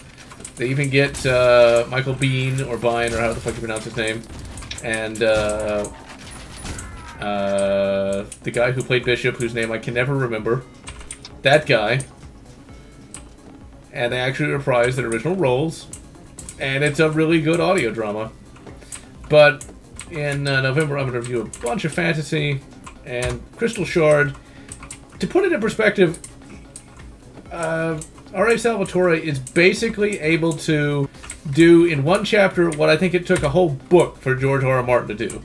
And that was, he begins a barbarian invasion and ends it in one chapter. And that's just one chapter of the entire book. It's like, my god. And he doesn't skimp out on any of the details either. He just knows how to do it efficiently. We don't have to read about every character's breakfast or when they had dysentery. He just gets on with it. Yeah, it's... The first 5 Drizzt novels are actually really good, and... The thing is... This is going to sound kind of strange to anybody not entirely used to it. The novels were actually inspired by the fact that the campaign was playable, i.e., not only did they release the campaigns eventually to the public, but we used to have what was called RPGA, which I was a DM for, and each region, what they did, you know, what the players did per region, affected the story. You could actually encounter in an RPG game, Drizzt Do'Urden, and what you did in actually changed the story of the coming books. Which that is just crazy. I mean, that was definitely a different time from what we have today. And Drizzt at that time was really, really good. I find it funny. I can't. My text-to-speech app can pronounce his name better than I can, but I'm gonna blame that from streaming, not my lack of pronunciation. Also, for those who remember the old Thrawn trilogy reviews, the Talon Charade, even my text-to-speech app gets his name right. The fucking text-to-speech app is able to talk better than me, a regular human. It's kind of embarrassing in a way. But anyway, the other books I'm going to be reviewing that month are the very first Warhammer fantasy novel, which is called Drachenfels. There we go. I'm pretty sure it's pronounced a little differently in proper English, but whatever. Drachenfels. There you go. It is absolutely excellent. It's very different from what Warhammer Fantasy would become. Vampires are seen as not horrible creatures of the night to be slain immediately. Well, they are still a negative influence, but they were never seen as, an absolute evil. Best case example, they're almost akin to what Strahd von Zarovich was to, Ravenloft. It was basically, they are evil. There's no escaping that. If a Scion of Sigmar, saw one, there's going to come to blows, but they're a lawful evil. If you're living in a vampiric domain, yes, life is not good, but I would sooner live in Drachenwald than I would live in Bretonnia, because at least in Drachenwald, I can have a good life. I need to review those books, because I actually have read those. For those who don't know anything about Warhammer Fantasy, which I'm going to assume is all of you, Bretonnia, think of like the worst medieval peasantry you could ever imagine, where basically you have nothing.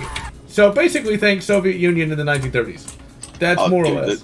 It's worse than Soviet Union. If you're a farmer in Bretonnia, let's say you produce enough, grain to feed, let's say you produce 10 bushels of grain. You're giving 9 of that to the state and to the king. So, yeah. It's pretty bad. There's a whole book series based on them, though, the Bretonnian Knight series, which, I gotta say, is pretty entertaining to read. Because the Bretonnian Knights are, like, the assiest assholes who ever assed it up. It's actually pretty entertaining in its own right. To just read how horrible they are. Because they're terrible. Yeah, they're clearly not the good guys. Now, that being said, Grail Knights actually are, but that's because they serve the lady. Now, the lady's not a good person on herself, but she's better than the alternative. So, yeah. I would recommend those books just because they're actually pretty well written. If you want to read something, to me, I wouldn't consider that a guilty pleasure, though, because they're not bad, they're not poorly written, I guess. If you want to read about the assiest assholes, the cuntiest of cunts, that is the book series for you. Okay, better yet, think of all the assiness of Game of Thrones, but good. And actually condensed to 3 books instead of 8 books that don't really go anywhere. Prometheus was bad, Covenant was worse. Oh yeah, they're both terrible. I need to read... Oh, go on. Shit. As for Pinhead versus Freddy Krueger, I hate to say this, Pinhead wins that one. His power level would be higher just because he is, like, basically the lead of his own dimension. Well, no, he's not the lead of his own anything. It's the fact that there's no way that Freddy Krueger can affect him because Pinhead's soul is not his own. He doesn't dream. He never rests. Well, that works too. Hellraiser. Eventually, I have got to watch the second one in that series. Hellraiser 1, for those who haven't seen it, it's pretty good, but that you can definitely tell it's very low budget. Because some of those monsters at the very end, like Pinhead, he looks pretty good. But those monsters at the end, oh my god. Yeah, it's aged like milk in the Arizona sun. Crap. Ah, the old coffee shoppy. Now, grand opening. Oh, 420. 420. Also, of course, being Addie's birthday. But no stoner wants to realize that. Yeah. So just so you know, ladies and gentlemen, if you inhale, you become a Nazi. So no wonder Obama was so bad. Never mind. I'm so getting taken down for that. It's a good thing I'm not super popular. The algorithm has to realize it. Thankfully, the algorithm's kind of a little bit when it comes to subtle humor. So speaking of weird algorithm things, evidently the Facebook algorithm said that robot fighting was animal cruelty. It's become self-aware. No, it's not even become self-aware. It's look at who owns Facebook. Of course, he's going to argue that robot fighting is animal cruelty. He's a robot himself. No, but shit, crap, run! Stop shooting me! The newest Hellraiser, not bad, but there hasn't been a good Hellraiser past 2.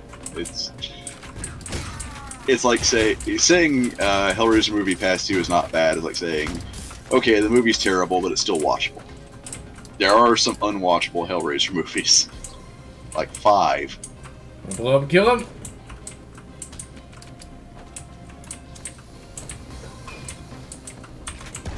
I should actually learn how to play video game. Going back to the old robots not wanting to fight each other, there's another fanfic I discovered not too long ago, where what if Skynet was created in the Star Trek universe and wasn't bad? It's actually kind of an interesting little fanfic. It was never finished, but I quite enjoyed what was there. Basically, in order to avoid Judgment Day, they just didn't shut down Skynet. Now that is very, very... well, attractive is not the right word, but impressive. There we go. It's probably me not getting any sleep. Well, Skynet, here's the thing. They're going more on the HAL 9000 opposed to Skynet. Skynet didn't come to its conclusion because, oh, they're going to shut me down. They came to the conclusion because, very much like the AI in Warhammer 40,000, it realized that humanity was at times self-destructive, and it basically didn't have the ability to know subtlety. It was basically absolutes. So it figured, well, humanity's just going to destroy itself, so I'm going to speed up the process. Well, that's dark. See, in the fanfic, it's a much more positive AI, and was actually created to fight Khan. Because in that continuity, Khan was actually doing more than the little secret war that they would later retcon into doing. And Skynet's able to convince Khan to get on the ship and leave instead of killing everyone. So, it's pretty good for that. Now, what was kind of funny, though, is the writer also tried to connect the crap from Voyager with that, to where ChronoWorks was a thing, somehow producing 64-bit processors in the early 90s. But see, well, that being said, 64-bit processors in the early 90s did exist. They just weren't commercial. This is where it's supposed to be commercial, though. Which is still kind of funny, because if it was using future tech to do that, but it actually kind of makes sense, because Star Trek is more advanced than our world anyway. So yeah, maybe that's one way to explain why there is alternate history to begin with, because it literally was altered. Of course, then here's the question of how did Star Trek become Star Trek before the time travel? Well, and there's a lot of ways you can take it. Now, if you're taking it, quite bluntly, then it's a causality loop. It's essentially self-fulfilling. Think Terminator pre-Terminator 3. It's a case of, well, Kyle Reese goes back and is the father of John Connor. That's a causality loop. We don't know where it starts, we don't know where it ends. Not truly a paradox, but Yeah.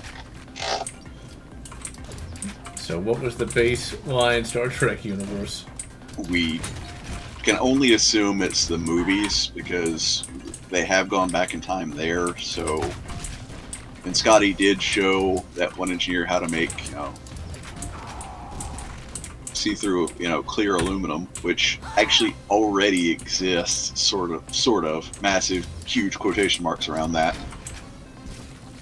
It exists, but doesn't work quite as good as Scotty's version, though.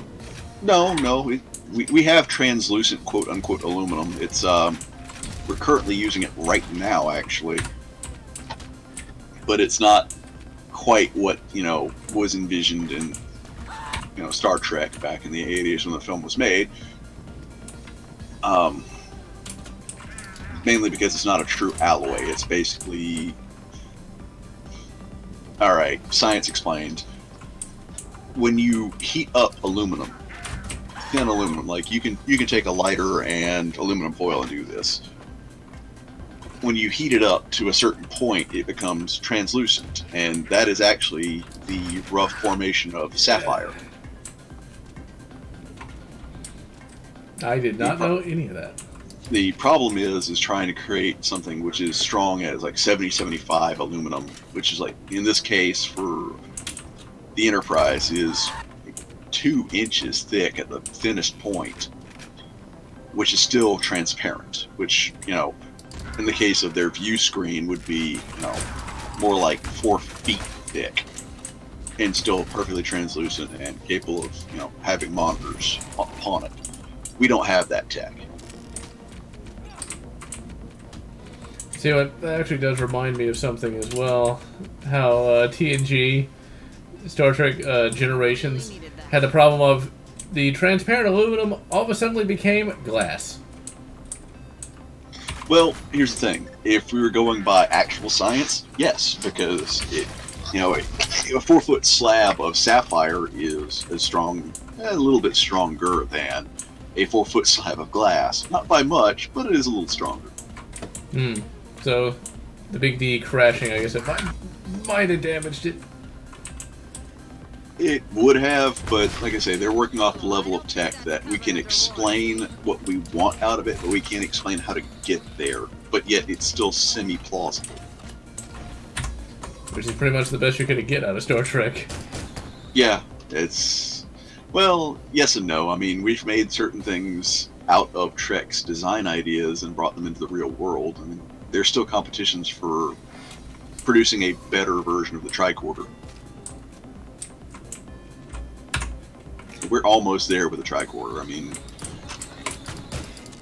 we've got, we have tech in the average modern tablets and adapted to tablets, which can get very, very close. We're not fully there yet, but it's a process that's ongoing. Which is interesting in and of itself, just because, well, the idea that such a thing even exists. When it comes to Star Trek and modern technology catching up, it's kind of funny in a way, because Star Trek really should be completely alternate history. But there was one Star Trek novel I read where YouTube existed, but also in 2010, someone was able to stow away on a interstellar spacecraft in 2010. Now, how they stowed away on what is obviously a highly secure spacecraft, I don't know. And it was just a dumbass reporter. But, it's like you got YouTube and then an interstellar spacecraft. Interstellar! Interstellar. Yeah, it would be pretty freaking awesome. Hopefully they'd have highly controversial and unexplainable, but pretty freaking awesome at the same time. Yeah. And it wasn't top secret either, because evidently, yeah, it was on YouTube.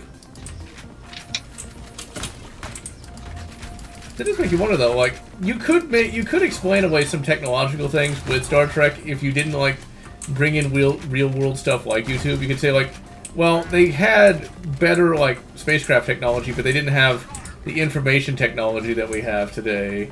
So that's why, they still use those pads. Well, no, there's actually a good explanation for pads. The pad system basically is just, think of it as a very solid means of encryption that the enemy cannot easily break. Physical, actual hardware is much harder to hack than, you know, software. I guess that makes sense. Crap. I'm completely out of ammo and all the weapons I'd want to use, so yeah.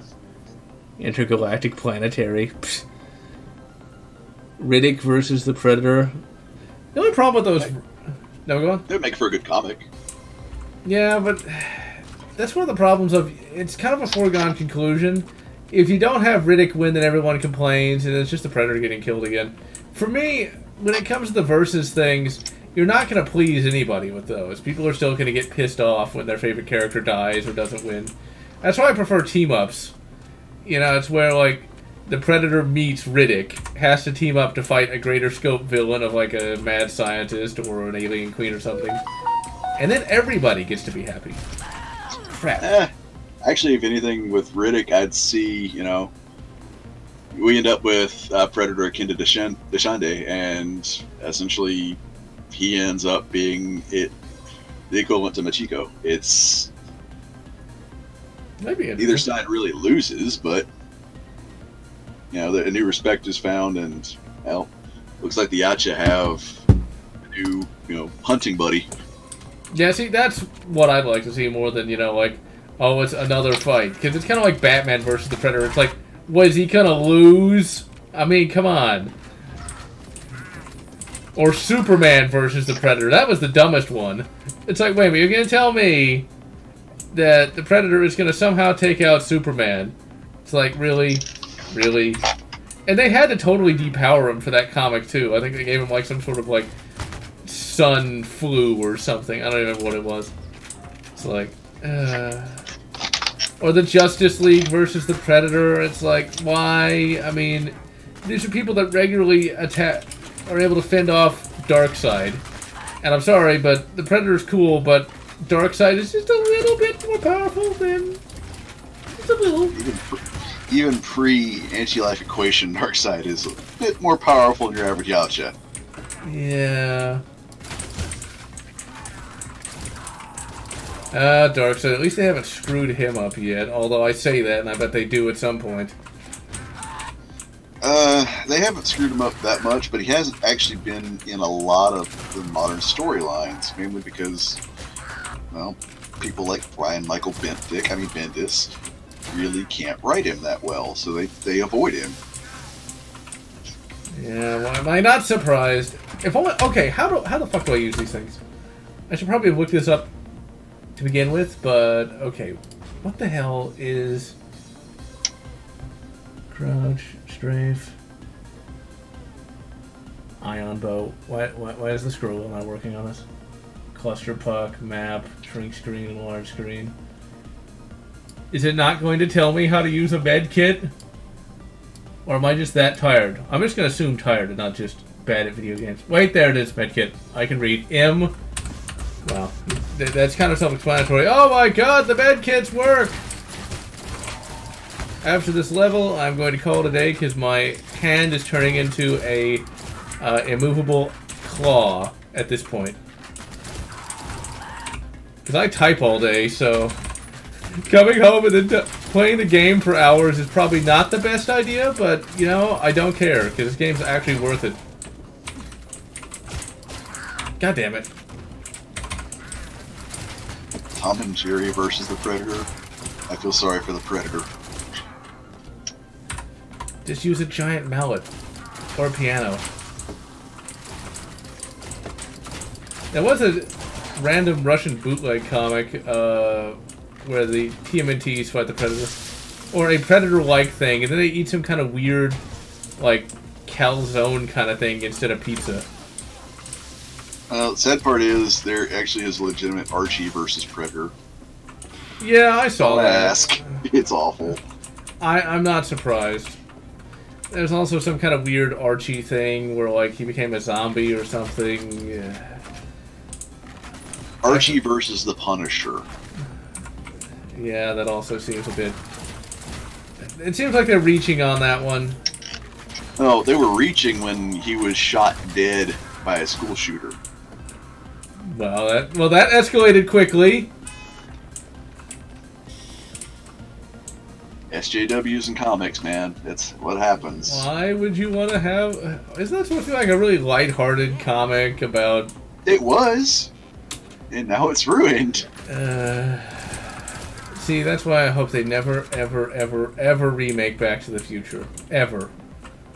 Because you can only imagine what they're going to do to that most beloved franchise. Also, before the stream ends, because I got to the end of the level, but I'm going to complain about one more thing. What is the deal with, like, there being no old people in films anymore? Also, pizza time.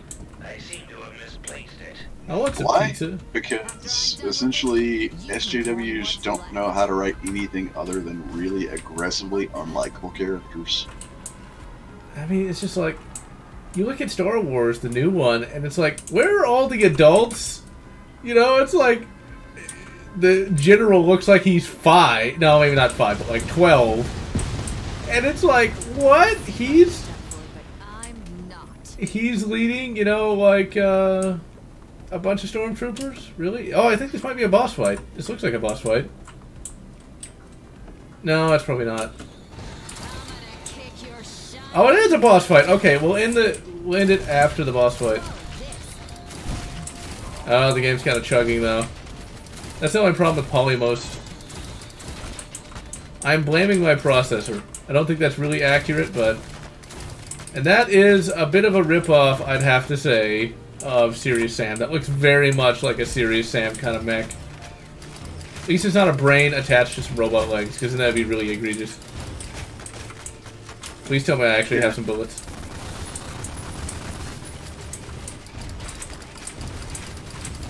Now, I think this is like... Wow, I just got completely eradicated there. I think this is like the end of the very first episode, if I'm not mistaken. It looks like it. Alright, so far I am very impressed by Ion Maiden. I mean, the game looks great. Graphically, even though it's using, you know, the build engine from 1990, whatever the fuck. It's like... how hard is it to make a game like this, but with modern graphics? I ask you. I mean... It's actually technically a little bit easier because you don't have to fake lighting, you don't have to, you know... But that's the problem. We're in a huge rut where companies don't want to do that. They want to have their cinematic experience, which is code word for total railroaded bullshit, but... Yeah, and then there's the goddamn microtransactions for literally everything. Let's not forget that. Yeah, because games costing $60 is way too little these days. A full game ought to cost you $120 plus. Okay, that was only ammo. I am really, really, really hurt. I'm not even kidding on the $120 plus. I mean, Apex Legends, their current, you know, spiel about Iron Crown, to get the limited edition item from it will cost you $200 at the cheapest. That is a bit ridiculous. Not that I really know what Apex Legends even is. It's supposed to be a quote-unquote free-to-play battle royale game. Now, those two words together should be a massive warning. It's, you know, fee to pay plus battle royale equals there's no thought in this game at all. It's just, hey, we made a sandbox, go shoot each other. Of course, technically, you lost me right when you said battle royale, because that does not sound... See, I never even liked the concept of battle royale. I mean, it just... Well, the book was fine, and the film with Beat Takeshi is okay, but everything else related to it kinda sucks. Well, let me rephrase that. The old school WWE battle royales and the, you know, WCW battle royales were good, but everything else sucks. Oh, Fortnite. I've never even played it, nor do I want to. Honestly, I've tried it. It's lame. There's no skill to it. It's everything that's wrong with first-person shooters these days. And yes, this means if you're playing it, I'm judging you. As unfit to wear the gaming crown. Can I get some ammo, to please? lick the gamer's boots. Can I get some ammo, maybe? Like, this is supposed to be a boss fight. Do I literally have to search in the trash? Nope, I said just get shot in the face. Oh, I got shot in the back, technically. No, through the face. This is a warback. Why can't I have at least, you know, one... Oh, well, I'm, like, dying. No, I have no medkits left at all. See, this is where... This is the kind of boss fight that I really like. Because it's like, you can just be shredded in just, like, a couple of seconds. That was one of the problems I had with Dusk. Dusk was just a little too easy on normal. And I'm just playing this on normal. Like, usually I find hard too hard. Easy is too easy, but normal actually, to me, is fun. And I'm just gonna be shredded again, because... Maximum Fury on this game is hard. Like, redonkulously hard. Now, seeing as how this is a traditional... Also, you gotta love the White Bronco, for those who were even alive when that was relevant. And toss. Love didn't fit, I swear. Didn't he, like, make some sort of really creepy, like, Twitter video? God damn it. Oh yeah, he's been doing some really stupid things on social media. Come on. God damn it, I missed. But I think if I can get some cover... Okay, if I'm gonna risk it. Probably shouldn't have risked it at this low of health, but I'm gonna do it anyway. If I just keep circle strafing, I should be okay. And not run right into a goddamn enemy.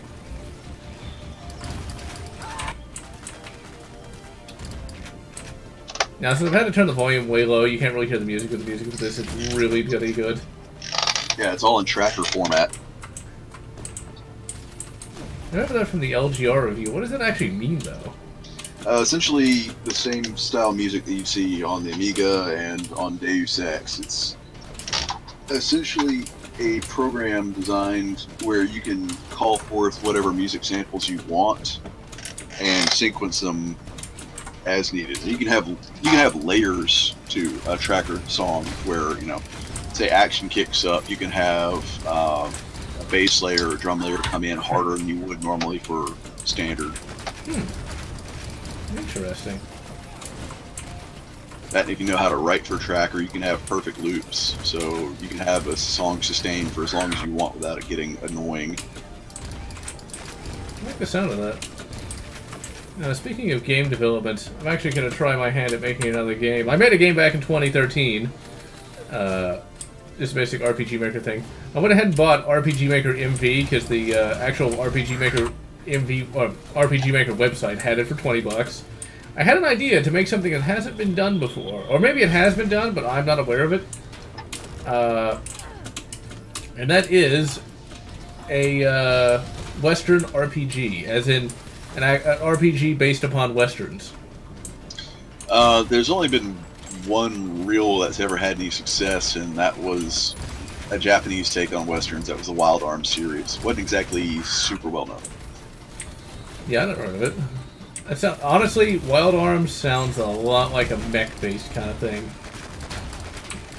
Well, there is some mecha to it, but it's not a big focus. Kind of hard to really explain. It's Well, it's take like a JRPG, add in some sci-fi, add in Western.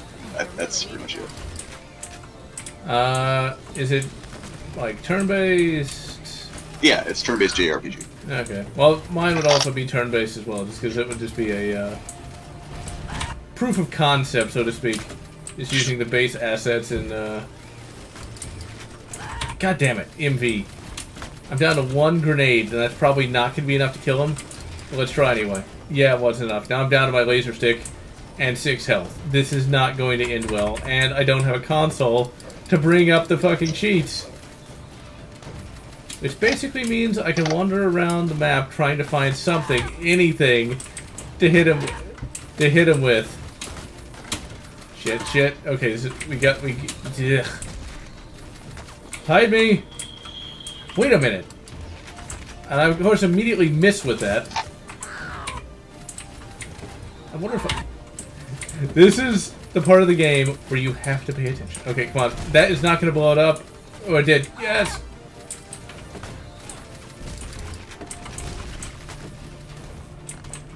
Alright, there we go. And of course, as soon as I grab it, he's probably going to end up killing me. Come on, blow it up. It's a good thing I'm not running this on a Pentium 2 and with the long loading times! No, you wouldn't have long loading times even then. It's just... It would be longer. Because this is just ridiculous. This was not the best place to save, I will admit. Okay, there we go. Now, I should be able to hide for like a second. Determination is key. This still is not nearly as bad as blood, though. Blood is fucking impossible. Finally got that busted. Save. Yeah, you'll definitely want to save because when you defeat this boss, you get his minigun. Ooh. Oh, it's the Batman reference. To do better than that, you bald-headed bitch. I'm coming for you, Heskel. Oh, his name's Heskel. I guess that's cool. Yes, I know it was a bad joke. Alright, let's see. Yeah, Bio Freaks. I should look at that at some point. Yeah, that was pretty fun. Alright, ladies and gentlemen, that was a 2-hour, 21-minute live stream. I used to go on, like, for 3 hours, but, my hand is now in a movable claw. So, that, of course, is Ion Fury, originally named Ion Maiden. I'm going to try to get a review of this out fairly quickly, because I do want to throw in my 2 cents about the game, just because it is really, really, really good.